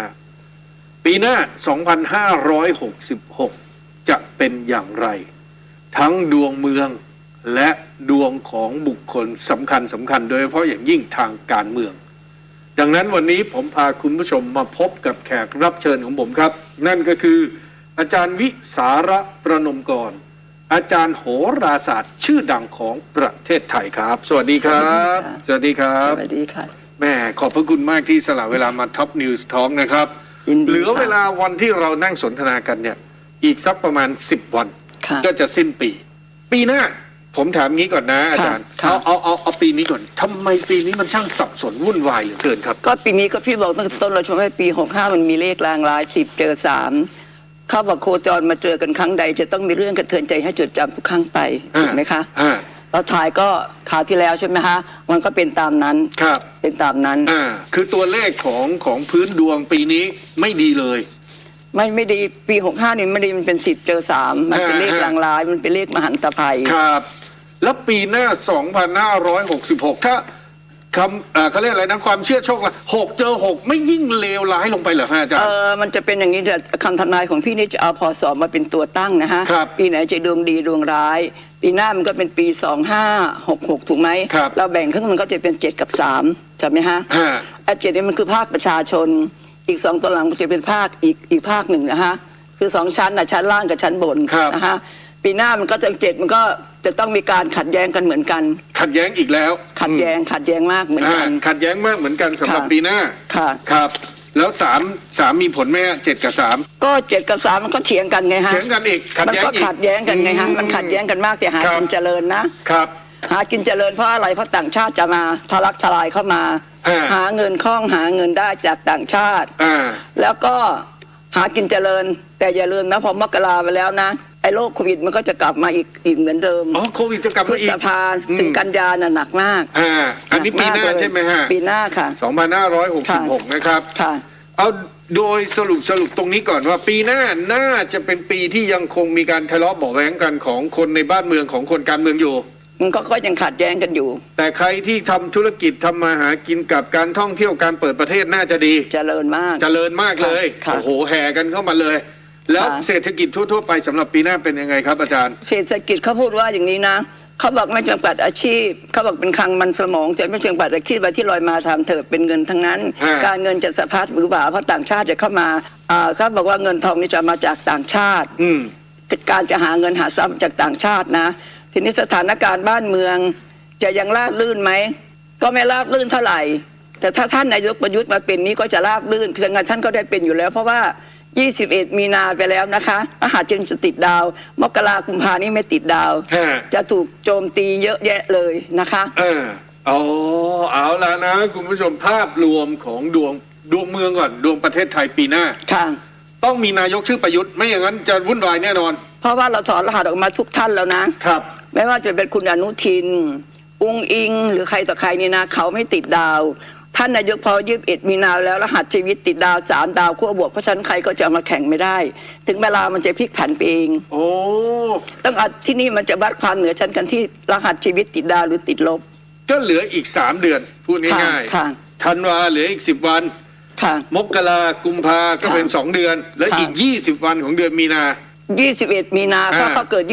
21ถึงจะติดดาวดวงเขาจะดีเลยว่าง่ายๆเพราะติดดาวมันจะพลิกผันไปเองมันจะกัดตลปัดอะไรที่มันไม่ดีมันก็จะดีครับนะคะถ้าคนไม่ติดดาวด้วยนะจะให้เก่งให้เลิศยังไงนะมันก็ไม่สะดวกมันก็ไม่ได้แต่ผลโพลออกมาท่านนายกรัฐมนตรีพลเอกประยุทธ์ไม่ติดโพลสักโพลเลยนะไม่ติดโพลสักโพลคุณรอสิรอทุกคนก็จะใจหายว่าคงไม่ได้หรอกคงจะสู้คนอื่นเข้าไม่ได้แต่พอรหัสชีวิตติดดาวแล้วนะทุกอย่างมันจะกลับตลปัดอย่างนี้นะที่เขาคาดการณ์กันว่าท่านนายกรัฐมนตรีตอนนี้นะฮะจะเดินก้าวไหนอะไรยังไงยังไม่มีใครรู้แต่เขาคาดกันว่าแกจะยุบสภาหลังจากกุมภาไปแล้วไปยุบเอาเดือนมีนาก็จะเข้าช่วงชีวิตติดดาวของแกพอดี21ติดดาวที่นี่กลับตลปัดเหมือนคราวที่แล้วที่ปี62ที่พี่ทายใครจะได้เป็นนายกใช่ไหมพี่จะทายมันพี่จะทายกุมภาก่อนเดือนมีนาเขาเลือกตั้ง24มีนาใช่ไหมพี่ก็ทายก่อน1 เดือน1 เดือนทายกุมภา พี่ก็บอกว่าพอนั้นจะกลับตลปัดคนนี้จะได้ตรงนั้นไม่ได้แล้วพี่ก็จะทายไปทุกคนเลยนะยังจำคำทำนายได้ไหมครับอนาคตใหม่จะถูกยุบกับเพื่อไทยประชาธิปัตย์จะล่มสลายใช่ไหมที่พี่ทายตอนนั้นนะใช่ไหมฮะเพราะฉะนั้นมันก็ต้องเป็นไปตามคำทำนายโอ้โหเอาละครับคุณผู้ชมแค่ช่วงแรกนี้ก็น่าสนใจแล้วคือหลัง21 มีนาคมปีหน้าไปแล้วดวงของนายกรัฐมนตรีคนปัจจุบันพลเอกประยุทธ์จันทร์โอชาจะติดดาวก็นี่ก็คือดวงดีแต่เพื่อไทยประชาธิปัตย์ที่อาจารย์วิสาระเคยทำนายไว้รอบที่แล้วว่าจะไม่ดีจะรุ่งริ่งก็เป็นจริงอย่างที่ว่าส่วนอนาคตใหม่ตอนนั้นทายว่าถูกยุบทุกวันนี้อนาคตใหม่ก็ไม่มีเขาถูกยุบจริงๆกลายเป็นก้าวไกลไปแล้วนะครับถ้าอย่างนั้นกลับมาอุ๊งอิงติดโพทุกสำนักใครๆก็อยากเลือกอุ๊งอิงแพทองธารชินวัตรใครๆก็เห็นว่าโอ้โหเด็กแค่อายุ35-36ประสบการณ์ทำงานยังไม่มีแต่ไม่รู้ไปเชื่อกันได้ยังไงว่าจะแก้ปัญหาได้มาแรงขนาดนี้มีสิทธิ์สอดแทรกเป็นนายกปีหน้าไหมเราทายเราเขียนถอดรหัสมาเรียบร้อยแล้วนะคะเกิด21 สิงหา29อายุตัวนี้ย่าง37แล้วนะคุณอุ๊งอิงนี่นะมีความหวังมีความเชื่อมั่นนะคะแต่รหัสชีวิตไม่ติดดาวนะเขาบอกว่าความหวังกำลังจะเลือนหายความหวังกำลังจะเลือนหายด้วยเพิ่งจะเริ่มมีความหวังแท้ๆนะมีความหวังมากมีความสะดวกมากนะคะแต่ว่าหลักฐานมันไม่มั่นคงเขาบอกความหวังกับความหวังมากเลยนะหวังมากเลยนะแล้วแต่ว่ามันไม่มั่นคงเขาบอกความหวังกำลังจะเลือนหายนะคือถ้าดูตามนี้โอกาสที่จะเป็นนายกของอุ๊งอิงนี่น้อยมากไม่น้อยหรอกไม่มีเลยฟันธงไม่มีเลยค่ะคือจะด้วยอะไรฮะสมมุติพื้นดวงเนี่ยความหวังน้อยมากเรือนรางไม่มีเลยแต่ในความเป็นจริงก็วัดกันด้วยรหัสชีวิตติดดาวไงคะอันนี้รหัสชีวิตใช่ไหมฮะใช่รหัสชีวิตแต่สมมุติถ้าผมเป็นคนที่ไม่ได้อยู่ในโหราศาสตร์นะผมพูดได้ไหมว่าคนก็อาจจะไม่เชื่อว่าคนอายุแค่36-37เกิดบนกองเงินกองทองจะมาช่วยประชาชนได้จริงอะไรอย่างนี้ช่วยไม่ได้เพราะว่าอุ๊งอิงท่าแท้แล้วนะเป็นคนเด็ดขาดแบบไม่มีเหตุผลเขาบอกว่าดีก็ดีเร็วร้ายก็ร้ายเร็วเด็ดขาดแบบไม่มีเหตุผลแตกหักก็แตกหักเอาง่ายๆแล้วก็วู่วามนะคะแต่อะไรก็ไม่สำคัญถ้ารหัสชีวิตติดดาวแล้วนะเราก็ถ้าเขาได้เราก็จะบอกว่าติดดาวแล้วนะเขาต้องได้แน่นอนถอยก็จะเป็นคนดีหรือคนร้ายก็ได้แต่นี่เขามีแค่ความหวังความเชื่อมั่นแต่ความหวังมันกำลังจะเลือนหายแล้วพอไม่ได้พลิกล็อกเขาก็จะโกรธจะเครียดนะคะมันจะเป็นไปตามตัวเลขอาจารย์ครับตัวเลขที่ว่ามาเนี่ยดวงเดินของแต่ละคนเนี่ยติดดาวทั้งของนายกรัฐมนตรีทั้งของคุณอุ๊งอิงเนี่ยอาจารย์ดูไปถึงบริวารรอบด้านด้วยไหมมีการดูบริวารดูปัจจัยเกื้อหนุนด้วยไหมฮะอย่างอุ๊งอิงนี่พรรคเนี่ยเขาเป็นพรรคอันดับหนึ่งนะว่ากันว่าจะได้ต้อง180-200 เสียงเลยนะอาจารย์มันเป็นคำพูดของเขาถูกไหมฮะเขาจะพูดอะไรเขาก็พูดได้นี่มันอย่างทุกวันเขาจะพูดแล้วเขาก็พูดได้แต่จะเป็นอย่างที่เขาพูดหรือเปล่าแต่เราจะเอารหัสชีวิตติดดาวมาเป็นตัวตัดสินคือจะพูดอะไรก็ได้จะขึ้นค่าแรงเป็น600 บาทจะแลนสไลด์จะอะไรก็ว่าไปเขามีสิทธิ์ที่จะพูดมันเป็นเรื่องของเขาแต่ว่าของคุณเนี่ยไม่ใช่แต่ชะตาชีวิตคุณไม่ติดดาวแน่ๆไม่ติดดาวอาจารย์ถ้าอย่างเงี้ยเป็นไปได้ไหมสมมุตินะเป็นไปได้ไหมเขามีวิธีแก้ดวงอะไรอย่างเงี้ยพี่บอกช่วยไม่ได้ทำลายไม่ได้ถ้าแก้ดวงได้ใครก็ไปแก้กันทั้งโลกแล้วสิคะอะไรก็เหนือฟ้าลิขิตไปไม่ได้อย่างคนจะเป็นจะตายอย่างนี้นะพี่ก็ตอบได้เลยว่าเขาบอกจะช่วยได้ไหมพี่บอกช่วยไม่ได้ไม่มีใครนี่นะไปแหกกฎพญายมไม่ได้ถูกไหมฮะเราจะวัดความเหนือชั้นกันที่รหัสชีวิตติดดาวหรือไม่ติดดาวเพราะพี่สาวเราจะไม่เหมือนใครในโลกคือหนึ่งในโลกไม่มีใครไม่เหมือนใครแล้วก็ไม่มีใครรู้นอกจากลูกศิษย์ที่สอนไปแล้วประมาณ10,000 กว่ารายแล้วคำทำนายตลอดมาตั้งแต่40 ปีมาแล้วตอนนี้พี่อายุ84จะ85ปีหน้านี้แล้วนะพี่ฝึกหมอดูนี่อายุ19ฝึกอยู่11 ปีพิสูจน์คนอยู่นะ10 คนใช่100 คนใช่1,000 คนใช่ไหมถ้าคนพันคนใช่มันคือกฎตายตัวนะฮะเราก็สามารถที่จะมาเอาพูดได้มาพูดให้คนฟังได้แหมชะตาชีวิตนะครับอาจารย์ครับคุณผู้ชมครับชะตาชีวิตเป็นเรื่องที่ฝืนไม่ได้แก้ธรรมชาติก็ไม่ได้แก้ดวงก็ไม่ได้อย่างที่อาจารย์วิสาระว่าอย่างนั้นผมถามต่อไปอีกนิดนึงนะสำหรับอุ๊งอิงนะใครก็เห็นเงาของพ่อเขาทำมึนอยู่เบื้องหลังทักษิณชินวัตรดวงทักษิณชินวัตรเกื้อหนุนเขาบ้างไหมไม่ได้เกื้อหนุนหรอกค่ะเกื้อหนุนก็ช่วยอะไรได้ใช่เขามีเงินก็จริงอยู่ถูกไหมคะเขามีเงินเขาบอกเงินจะซื้อได้ทุกอย่างแต่ก็ไม่ใช่ทุกอย่างเสมอไปก็คราวที่แล้วมันเขาก็สู้ตายกันนะคราวที่แล้วปี62ถูกไหมฮะยิ่งสู้กันแบบสู้ตายเลยอ่ะพี่ก็ตอบฟันธงเลยว่าใช่ทุกคนเนี่ยติดดาวทุกคนเนี่ยเป็นม้าแข่งจะเข้าหลักชัย แต่พลเอกประยุทธ์นี่นะติดดาวด้วย แล้วก็มีปัจจัยหนุนเขาบอกว่าเขามีปัจจัยหนุนแล้วนะเขาเวลาม้ามันวิ่งแข่งกันใช่ไหมเขาต้องเข้าหลักชัยเป็นเบอร์ 1เขาต้องได้เป็นนายกถูกไหมฮะเมื่อก่อนก็ยิ่งดุเดือดกว่านี้ใช่ไหมฮะเมื่อก่อนสู้กันหนักกว่านี้อีกสู้ตายเพราะนั้นว่าอุ้งอิงนี่ปิดประตูตายสำหรับการเป็นนายกรัฐมนตรีเลยนะครับในสายตาของอาจารย์วิสาระทั้งเรื่องชีวิตไม่ติดดาวต่อให้พ่อจะมีเงินเยอะขนาดไหนพ่อจะหนุนขนาดไหนมีกำลังมีทรัพยากรมีลูกน้องยังไงก็ดูแล้วไปไม่ถึงฝั่งฝันแน่นอนเดี๋ยวเราจะพักตรงนี้กันสักครู่เดียวผ่านไปแล้ว2ท่านกับแคนดิเดตนายกรัฐมนตรี 2566 พลเอกประยุทธ์จันทร์โอชาและอุ้งอิงแพทองธารเดี๋ยวกลับมาผมจะมีแคนดิเดตต่อไปมาถามอาจารย์ครับกลับเข้ามาช่วงที่2นะครับคุณผู้ชมยังอยู่ใน Top News Talk ซึ่งวันนี้พาคุณผู้ชมมาสัมผัสศาสตร์แห่งโหราศาสตร์ที่หลายคนบอกว่านี่คือศาสตร์หนึ่งที่สามารถทำนายหรือบอกเหตุการณ์ที่กำลังจะเกิดขึ้นได้เชื่อหรือไม่หลายครั้งโหราศาสตร์เองก็แม่นแบบชนิดที่เรียกว่าแม่นจนน่ากลัวช่วงแรกนะครับผมยังอยู่กับอาจารย์วิสาระประนมกรโหราศาสตร์ชื่อดังซึ่งได้ทำนายไปแล้วว่าหลังการเลือกตั้งปี 2566 โดยเฉพาะอย่างยิ่งถ้าหลังวันที่ 21 มีนาคมเป็นต้นไปดวงของนายกรัฐมนตรีคนปัจจุบันพลเอกประยุทธ์จันทร์โอชาพุ่งทะยานราวกับขึ้นลิฟต์ติดดาว3 ดาวนี่ติดดาวส่วนอุ้งอิงแพทองธารชินวัตรที่ทางฝั่งของทักษิณชินวัตรและพรรคเพื่อไทยหมายมั่นปั้นมือจะให้เป็นนายกรัฐมนตรีคนต่อไปโดยที่ยังไม่รู้เลยว่าทำอะไรได้มากแค่ไหนไม่ติดดาวโอกาสเป็นนายกรัฐมนตรีเท่ากับ0มาถึงอีกคนหนึ่งคนนี้เขาก็ว่ากันว่าสำคัญมากก้าวขึ้นเป็นนายกเองก็ได้เพราะโอ้โหบารมีความเขาเรียกอะไรนะความเชื่อมโยงเหลือล้นเป็นหลังบ้านมาให้กับนายกรัฐมนตรีคนปัจจุบันพลเอกประยุทธ์มาแล้วพลเอกประวิตรวงษ์สุวรรณหรือบิ๊กป้อมถึงนายกไหมอาจารย์ไม่ถึงแม้รหัสชีวิตไม่ติดดาวเลยไม่ถึงเลยเหรอไม่ถึงไม่ติดดาวเลยพลเอกประวิตรที่เป็นพี่ใหญ่หนุนให้บิ๊กตู่ขึ้นนายกเนี่ยเป็นยังไงบ้างปีหน้าก็บอกรหัสชีวิตไม่ติดดาวแล้วก็เดือนเมษาที่จะถึงใช่ไหมมีนาเมษาจะกดดันมากแล้วก็จะรู้สึกผิดหวังมากเลยเพราะสิ่งที่เราหวังหลายเรื่องหลายอย่างมันพลิกล็อกทั้งที่เงินก็เยอะบริบาลก็มีแต่ถึงวันนั้นมันจะต้องไปอีกแบบหนึ่งมีนาเมษาอาจจะผิดหวังกดดันผิดหวังมากๆเลยจากลูกน้องเรื่องอะไรจากลูกน้องไหมเกี่ยวกับจากลูกน้องไหมเขาบอกจะเสียรู้ผู้ใกล้ตัวจะเสียใจเสียชื่อเสียงด้วยโอ้โหเสียรู้ผู้ใกล้ตัวเสียใจเสียชื่อเสียงค่ะ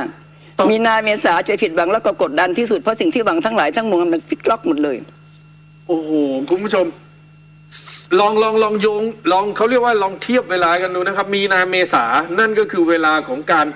ใกล้เคียงกับยุบสภาหรือครบเทอม4 ปีจะเสียรู้ผู้ใกล้ตัวจะเสียใจจากผู้ใกล้ตัวมันเป็นช่วงหน้าสิวหน้าขวานของการเดินหาเสียงเลือกตั้งพอดีเลยนะอาจารย์ค่ะมีสิทธิ์ที่จะพลิกล็อกมีสิทธิ์ที่จะถูกหักหลังไหมผมถามงี้มันไม่ติดดาวนี่ได้แต่มีความเชื่อมั่นแล้วก็ผิดหวังแล้วก็รหัสไม่ติดดาวนี่นะเขาบอกเขาไม่รู้จะเริ่มต้นยังไงดีเหมือนคนเมาไอ้เรื่องขัดแย้งเขาจะตามมานะคะมันจะเป็นไปตามนี้งานที่รับผิดชอบก็กดดันผิดหวังตัวผิดหวังมัน2 ตัวซ้อนใช่ไหมผิดหวังแล้วผิดหวังเล่าถ้าให้ผมตีความทางการเมืองนะครับต้องขออภัยอันนี้ตามดวงก็คือพรรคพลังประชารัฐที่ท่านบิ๊กป้อมเป็นหัวหน้าพรรคอาจจะได้ยอดสสไม่ถึงไหมเป็นไปได้มันครบ5 ปีพี่กลัวว่ามันจะแตกแยกแล้วนะมันจะแตกแยกแตกสลายแล้วนะเพราะมันครบ5 ปีมันจะล้มเหลวสูญเปล่าแล้วมันจะมีพรรคอยู่หรือเปล่าก็ยังไม่ทราบถึงมีพรรคก็เป็นพรรคเน่าๆหนอนโอ้โหพรรคไม่มีพลังจะมีพรรคอยู่หรือเปล่าไม่รู้ถึงอยู่ตอนนั้นก็อาจจะไม่สมประกอบเนาะมันล้มเหลวค่ะโหแต่ตอนนี้เขากำลังดูดสสเก่าๆเข้าไปเยอะแยะเลยนะอาจารย์นะพี่จะพูดตามตัวเลขแต่ตัวเลขพี่นี่ไม่เคยพลาดจะลี้ลับแค่ไหนก็คือไม่เคยพลาดจึงกล้าออกมาตีแผ่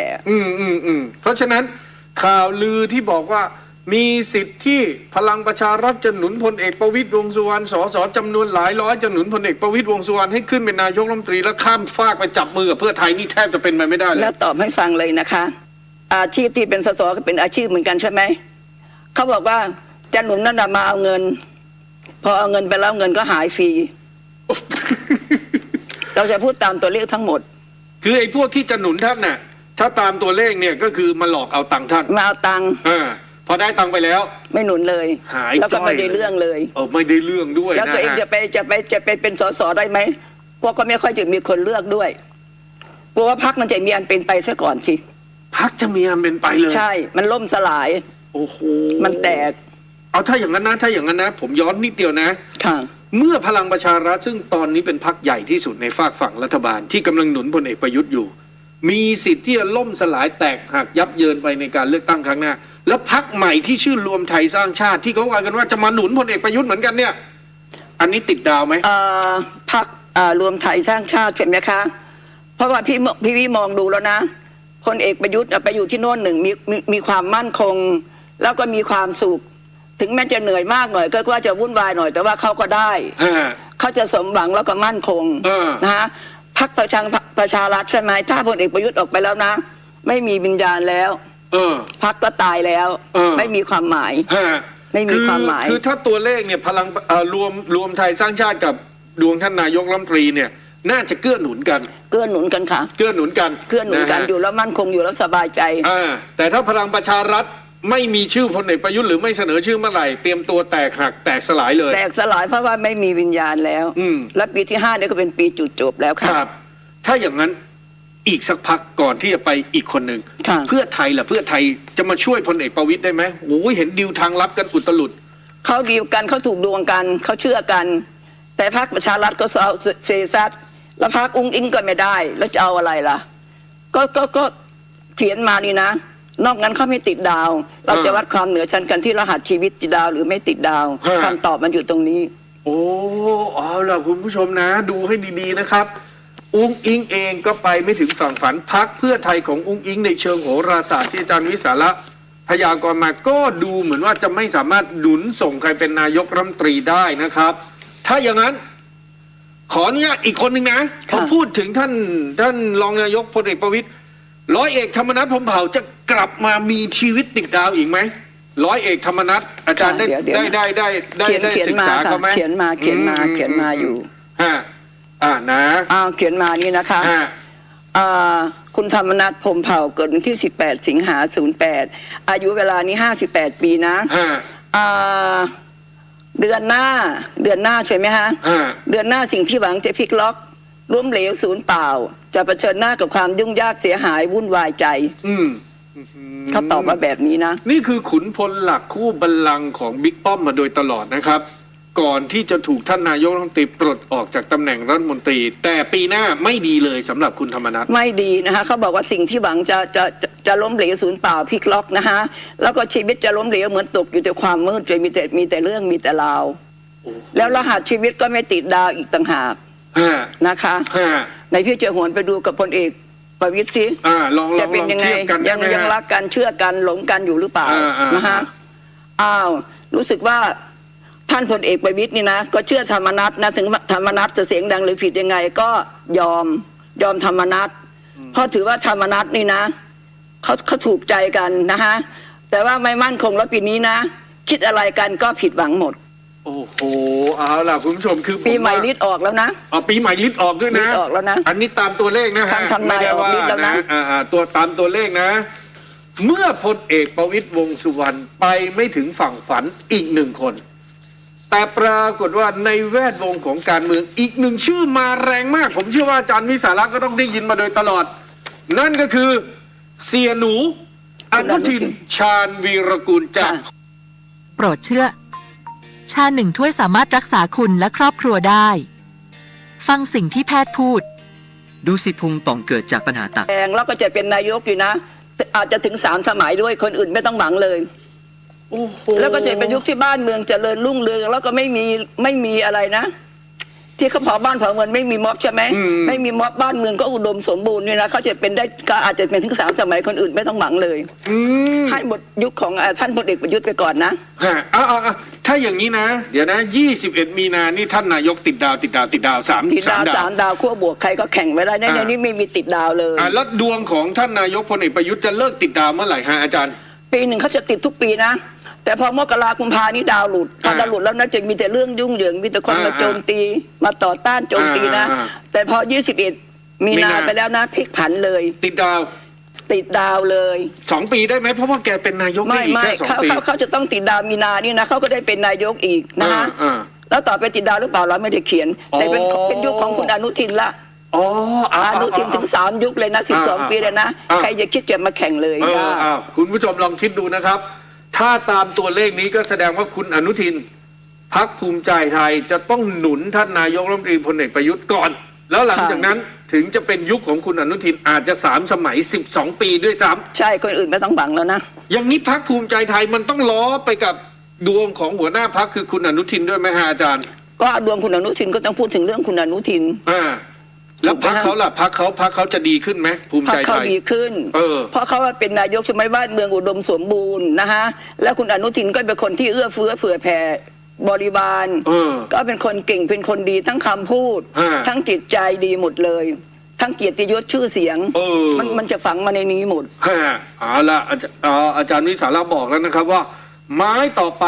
น่าจะชื่ออนุทินชาญวีรกูลแต่ทีนี้คุณอาจารย์ครับแล้วทั้งหมดเนี่ยผมถามก่อนในมุมของการเป็นนายกรัฐมนตรีเนี่ยมันสามารถที่จะแบบพลิกล็อกพลิกผันไม่ใช่คนนี้เลยอะไรอย่างนี้มีสิทธิ์ตัวเลขไม่เคยพลิกตัวเลขไม่เคยพลิกตัวเลขไม่เคยพลิกปกติพี่วิจิตรเป็นคนที่พูดไม่เก่งนะแต่ถ้าเห็นตัวเลขพี่พูดได้หมดเพราะพี่แต่ถ้าเผื่อปกติจะไม่มีคำพูดนะแต่ถ้าเห็นตัวเลขกระถามเรื่องอะไรมาตอบได้หมดทีนี้ลุงตู่เนี่ยพอได้เป็นนายก3 ปีก่อนปี62เลือกความสงบจบที่ลุงตู่ถ้าปีหน้าลุงตู่ได้เป็นนายกอีกบ้านเมืองจะสงบไหมจะมีมัดจะมีออกมาประท้วงไหมสงบเหมือนกันสงบกว่าเก่าสงบกว่าเก่าอีกสงบกว่าที่วุ่นวายเหมือนที่ผ่านมาก็คือสงบขึ้นน่ะที่ผ่านมามันมีทะลุถุงทะลุแก๊สทะลุอะไรมาเผาบ้านเผาเมืองมีมาชุมนุมตามท้องถนนทำร้ายร่างกายเจ้าหน้าที่ไม่มีเพราะมันจบที่การเลือกตั้งแล้วบ้านเมืองมันก็หากินเจริญแล้วนี่ต่างชาติมันจะทะลักทลายเข้ามาแบบถล่มทลายเงินมันก็จะมากับต่างชาติใช่ไหมฮะเพราะการหาเงินหาทรัพย์จะมาจากต่างชาติมันก็จะเป็นยุคที่คนหากินเจริญรุ่งเรืองมันก็ไม่ค่อยฝืดเคืองมันจะมีโควิดเข้าขึ้นมามันก็เป็นเรื่องปกติก็รักษาง่ายนะคุณผู้ชมลองดูกันแล้วกันนะครับว่าตั้งแต่ปี66เป็นต้นไปถ้าพลเอกประยุทธ์จันทร์โอชายังเป็นนายกจะทำมาหากินสบายคล่องขึ้นแล้วก็ไม่มีม็อบด้วยถ้าอย่างนั้นตรงนี้อีกสักพักได้ไหมฮะอีกสักพักได้ไหมอาจารย์เคยทายไว้ว่าอนาคตใหม่เมื่อปี62จะต้องถูกยุบวันนี้เขากลายเป็นก้าวไกลแล้วถ้าก้าวไกลจะมีอนาคตยังไงในการเลือกตั้งปี66ไม่มีอนาคตหรอกจบเลยนะไม่มีอนาคตเลย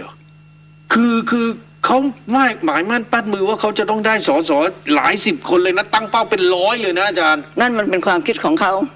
อยากจะคุยโม้เขาอยากจะพูดยังไงก็เป็นสิทธิ์ของเขาถึงเวลาเราก็รู้เองเห็นไหมเขาบอกอะไรนะโซเชียลใช่ไหมที่เขาดังมากเลยนะถล่มทลายแต่เวลาคนเลือกเขาจริงเมื่อก่อนสักคนเดียวเขาก็ไม่ได้คืออะไรไอ้ที่แต่ก่อนหน้านี้ธนาธรปิยบุตรช่อยังคงโลดแล่นอยู่ในการเมืองส่งคนลงสมัครเนี่ยได้0นายกอบจได้0นี่ก็คือเขาก็ยังคงเป็นอย่างนี้อยู่ดังในโลกโซเชียลใช่เป็นนายกโซเชียลได้เยอะมหาศาลแต่ชีวิตจริงแล้วไม่ใช่เลยชีวิตจริงก็แพ้พ่ายหมดเขามีหัวหน้าพรรคใหม่ดูหน้าตาหล่อเหลานะชื่อพิธาลิ้มเจริญรัตน์นะอาจารย์ไม่ไหวเหรอดวงพิธาไปไม่รอดเรายังไม่ได้เขียนเรายังไม่ได้เขียนคืออย่างนี้นะพี่ถือว่าพวกนี้นะพวกชังชาตินี้ไม่มีความหมายเลยไม่เขียนไม่สนใจถ่ายครั้งเดียวจบชัดมากถ้าแปลตามนี้นะผมแปลเองอาจารย์วิสาระไม่ได้แปลประเทศนี้มีสิ่งศักดิ์สิทธิ์ประเทศนี้เรารู้ว่าใครที่อยู่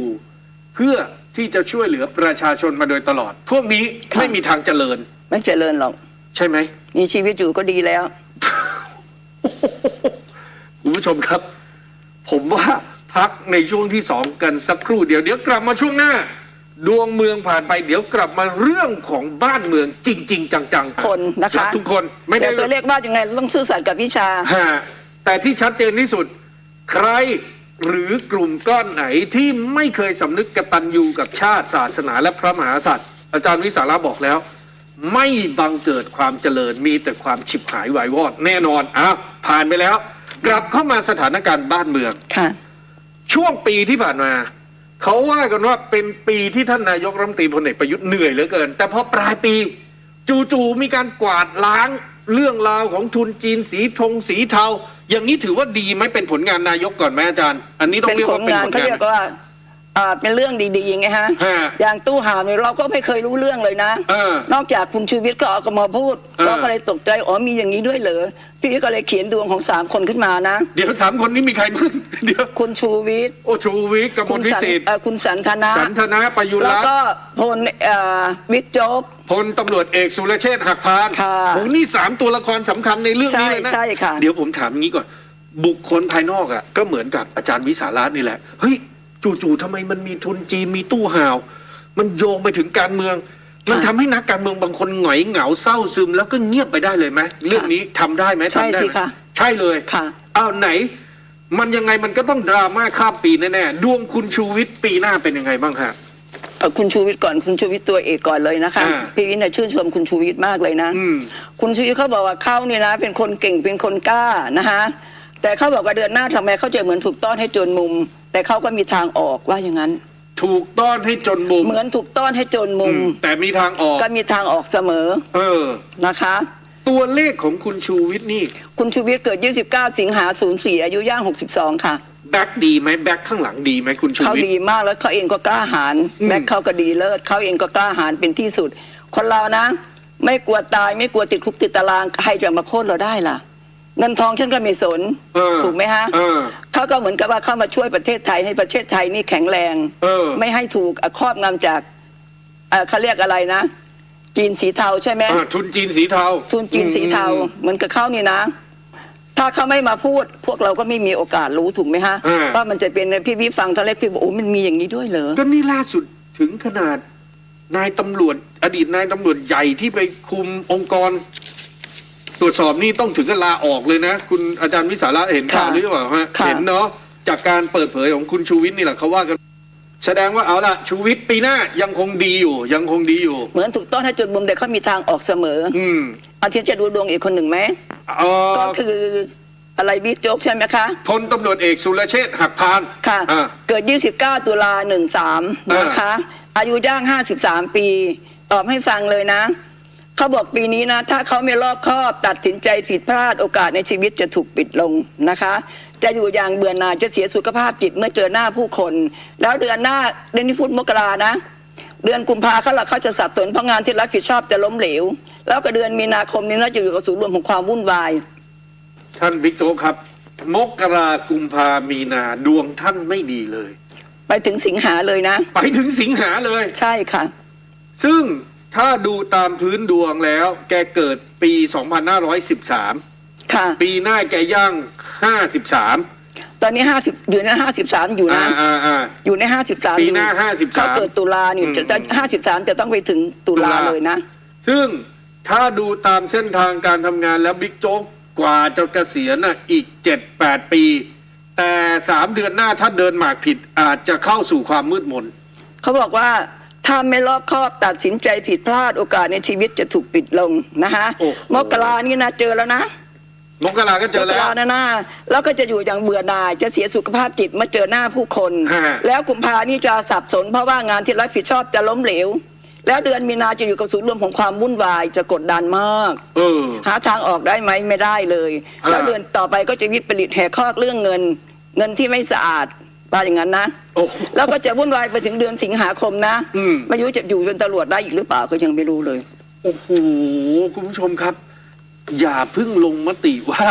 คนที่อาจารย์วิสาระทายแล้วจะเป็นงั้นอาจจะนะครับเอาอีกคนหนึ่ง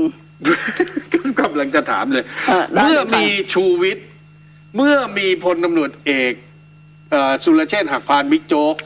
ก็ต้องมีสันทนะประยุรรัตน์คู่กรณีของชูวิทย์นี่ฟอร์มสดมากชี้หน้ากับชูวิทย์อยู่หน้าสน.ประจำเขาเกิด13 มกราคม 02นะคนนี้เขาอายุ64แล้วนะพอปีหน้ามกรานี่นะเขาติดดาว3 ดาวขั้วบวกเขาทำอะไรเขาล่าเริงก็แสดงว่าพวกเราสู้เกือบตายเนี่ยนะคุณชูวิทย์สู้เกือบตายก็นี่เนี่ยนะแผ พ้เขาสิท่าอย่างนั้นก็ทำไมไอ้คนนี้มาล่าเริงจังเลยมันติดดาวมันสมหวังมากเลยแล้วทำไมพวกชีวิตจะพากันเหนื่อยพากันยุ่งยากวุ่นวายมันคืออะไรทีนี้ก็มาตัดสินมาไอ้นี่มันล่าเริงมันมีความสุขเพราะมันรหัสชีวิตติดดาวมันสมหวังแล้วสองคนนี้นะเหนื่อยเกือบตายก็เหนื่อยต่อไปคนนี้ล่าเริงก็แสดงว่าไอ้ตู้ห่าวมันชนะสิใช่หรือเปล่าด้วยเหตุผลนะพี่วิทย์จะคิดอย่างนี้นะพี่วิทย์ไม่รู้กฎหมายหรอกคือเราก็ไม่ได้ไปฝ่าฝืนอะไรหรอกแต่ดวงมันเป็นอย่างนี้จริงๆมันเป็นตามดวงพูดไปตามดวงคุณสันทนะตั้งแต่มกราไปติดดาวศัพท์เรียกว่าอะไรนะ3 ดาวขั้วบวก3 ดาวราบลื่นคิดอะไรก็สมหวังอารมณ์ดีมากไม่เป็นไรอาจารย์วิสาระบอกว่าก็ไม่ได้รู้ว่าการเมืองเป็นไงถ้าสมมุติผมทายนะจู่ๆแกอาจจะรู้สึกว่าเฮ้ยทุนจีนสีเทาที่แกรู้สึกว่าจะต้องคุยจะต้องอะไรเนี่ยมันเห็นตัวตนชัดแกอาจจะถอยออกมาแล้วเกิดกลายเป็น3 ดาวขั้วบวกได้ไหมไม่ใช่มันกำเนิดมาแล้วตั้งแต่ไม่มีเรื่องมันตัวกำเนิดมาแล้วอันนี้มันไม่ใช่ใครมาตั้งใหม่ได้มันเป็นตามพศประเทศก็เป็นตามวันเดือนปีเกิดของแต่ละคนเพราะวิชาพี่นี่เขาเรียกรหัสชีวิตก็คือพอคุณเนี่ยยังไงมันก็ตามนี้แหละเกิดมามันก็ต้องตามนี้มันเป็นตามนี้อายุ20ก็ตามนี้อายุ25ก็ตามนี้30ก็ตามนี้64อย่างคุณสันทนาก็ตามนี้แปลว่าพอมกราย่าง65ลงตัวหมดเลยพี่วิทย์ดูแล้วพี่วิทย์ยังบอกอะไรกันนักหนาเนี่ยนะเอามาจะเข้าข้างใครนะ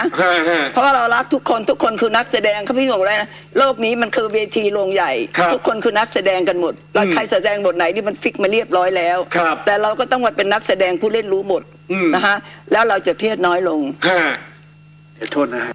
ไปก็ตั้งหลายคนแล้วท่านพลเอกประยุทธ์อุ้งอิงนะพลเอกประวิตรธรรมนัสคุณอนุทินคุณชูวิทย์คุณบิ๊กโจ๊กคุณสันทนะอาจารย์วิสาระยังเหลือใครในมือไหมที่คิดว่าอยากจะคุยอะไรให้คุณผู้ชมฟังบ้างมีใครอีกไหมฮะพอพี่ไม่ได้เขียนมาพี่ก็เลยไม่มี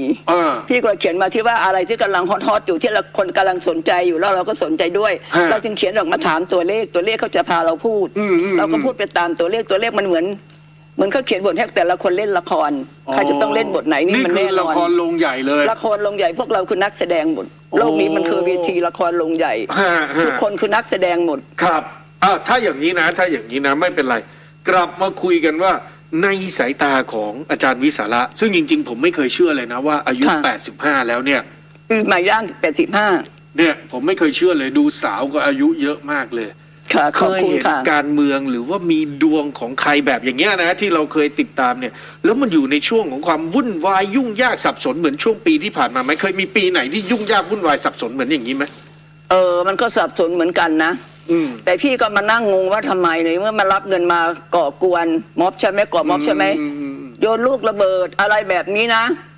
ถ้าไม่จับปล่อยยังกับเด็กเล่นขายของมีเหตุผลไหมที่ต้องบอกกฎหมายคืออะไรเนี่ยถูกไหมฮะแล้วก็รัฐบาลชุดนี้ก็มาอยู่8 ปีทำไมไม่รู้จักไอ้ตู้ห่าวเพิ่งจะมารู้ตอนสุดท้ายก็ยังไม่สายก็ยังดีหน่อยค่ะแต่ว่าเราเนี่ยสมมุติว่าเราเคยผูกดวงหรือถามตัวเลขชุดรัฐบาลชุดก่อนๆเนี่ยเคยมีรัฐบาลไหนที่สับสนวุ่นวายเหมือนรัฐบาลพลเอกประยุทธ์ไหมไม่ค่อยมีแต่มันก็มีเหมือนกันนะเมื่อก่อนพี่ก็ว่ามาม็อบทุกวันเลยใช่ไหมยุคทักษิณยุคยิ่งรักษณ์เวลามาม็อบนี่มันฆ่าคนตายเป็นเบือเราก็เห็นตายต่อหน้าต่อตาเราด้วยใช่ไหมฮะเราก็รู้สึกว่ามันก็หมดข้อไปถูกไหมฮะไอ้พวกที่นี้ที่มันมาโกงกินชาติเนี่ยแต่ยุคนี้มันก็ทำไมพลเอกประยุทธ์นี่นะท่านมาเป็นนี่นะทำไมศัตรูเยอะทำไมท่านไม่เด็ดขาดทำไมท่านจริงใจดีจังเลยท่านเป็นพี่เนี่ยแล้วเด็ดหัวมันเลยโปรดเชื่อชา1 ถ้วยสามารถรักษาคุณและครอบผู้ต้องหาขายข้าวรอบ2อีกอาจารย์วิสาระได้ดูพี่ก็ดูท็อปนิวทุกวันพี่ก็เลยมาเช้าพี่ดูคุณสันติสุขเหมือนกันนะพี่บอกกฎหมายมีอย่างนี้ด้วยเหรอคนมีเงินนี่มันรอดหมดเลยพวกนี้มันมีไว้ขังคนจนใช่ไหมคนรวยนี่ทำอะไรรอดหมดเลยมันตลกมากเลยอ่ะแล้วเราจะทำยังไงล่ะเมื่อไหร่มันจริงมีคนดีมาครองเมืองสักทีถูกไหมฮะมันเป็นแบบนี้เหรอดูหมิ่นเบื้องสูงก็มีอะไรก็มีแล้วมันก็รู้ว่ามันรับเงินมาได้เงิน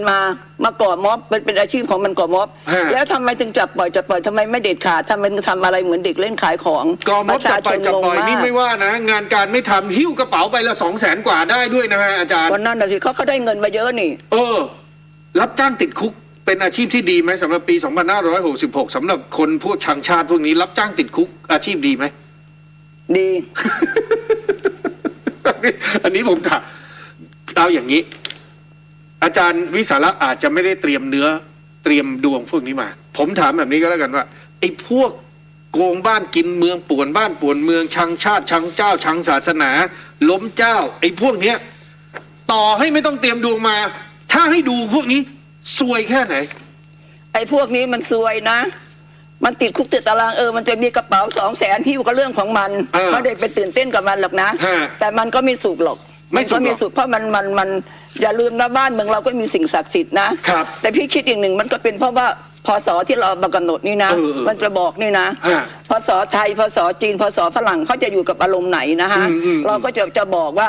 แล้วถ้าปีหน้าล่ะจะเป็นยังไงถ้าท่านนายกประยุทธ์เข้ามาพอดีใช่ไหมฮะแต่ปีหน้าก็ไม่มีนะมีแต่โรคภัยไข้เจ็บหาเงินง่ายแต่คนไอ้พวกนี้คงจะไม่มีละปีหน้าก็คือปี66ถูกไหมครับคือตัวเลขดวงของเราเนี่ยมันชัดเจนว่าปีหน้าไม่มีเรื่องวุ่นวายไม่มีเรื่องวุ่นวายไอ้พวกหากินแล้วหิ้วกระเป๋าโดยที่ไม่มีอาชีพก็ไม่น่าจะเกิดอีกไม่เกิดอีกเขาจะปราบได้การเมืองก็น่าจะสงบนิ่ง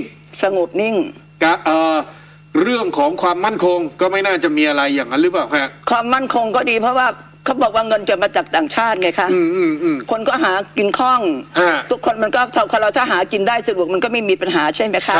แล้วทีนี้คนก็ฉลาดขึ้นประชาชนก็ฉลาดขึ้นว่าไอ้พวกที่มันมาเผาบ้านเผาเมืองน่ะมันได้เงินมามันเป็นอาชีพของมันถูกไหมพวกเราก็พอจะรู้แต่ทีนี้พี่ก็ขอย้ำอีกหน่อยนะพี่ชอบมากเลยนะเอาเลยครับพอหลังท่านพลเอกประยุทธ์ผ่านไปแล้วใช่ไหมคะก็ท่านอนุทินนี่3 ปีนี้นะบ้านเมืองเราสงบมากเป็นหนึ่งในโลกเลยไม่มีม็อบไม่มีอดอยากหากินเจริญอยู่3 ยุคเพราะฉะนั้นใครที่จะมาเป็นนายกจะมาแทรกแซงจะมาอะไรนะจะมาเอาอะไรคืนนะขอโทษทีคุณรอเธออีก12-13 ปีนะครับเอาละครับทั้งหมดนี้แหละครับก็คือดวงเมืองหรือการคาดการณ์ว่าประเทศไทยตั้งแต่ปีหน้า2566จะ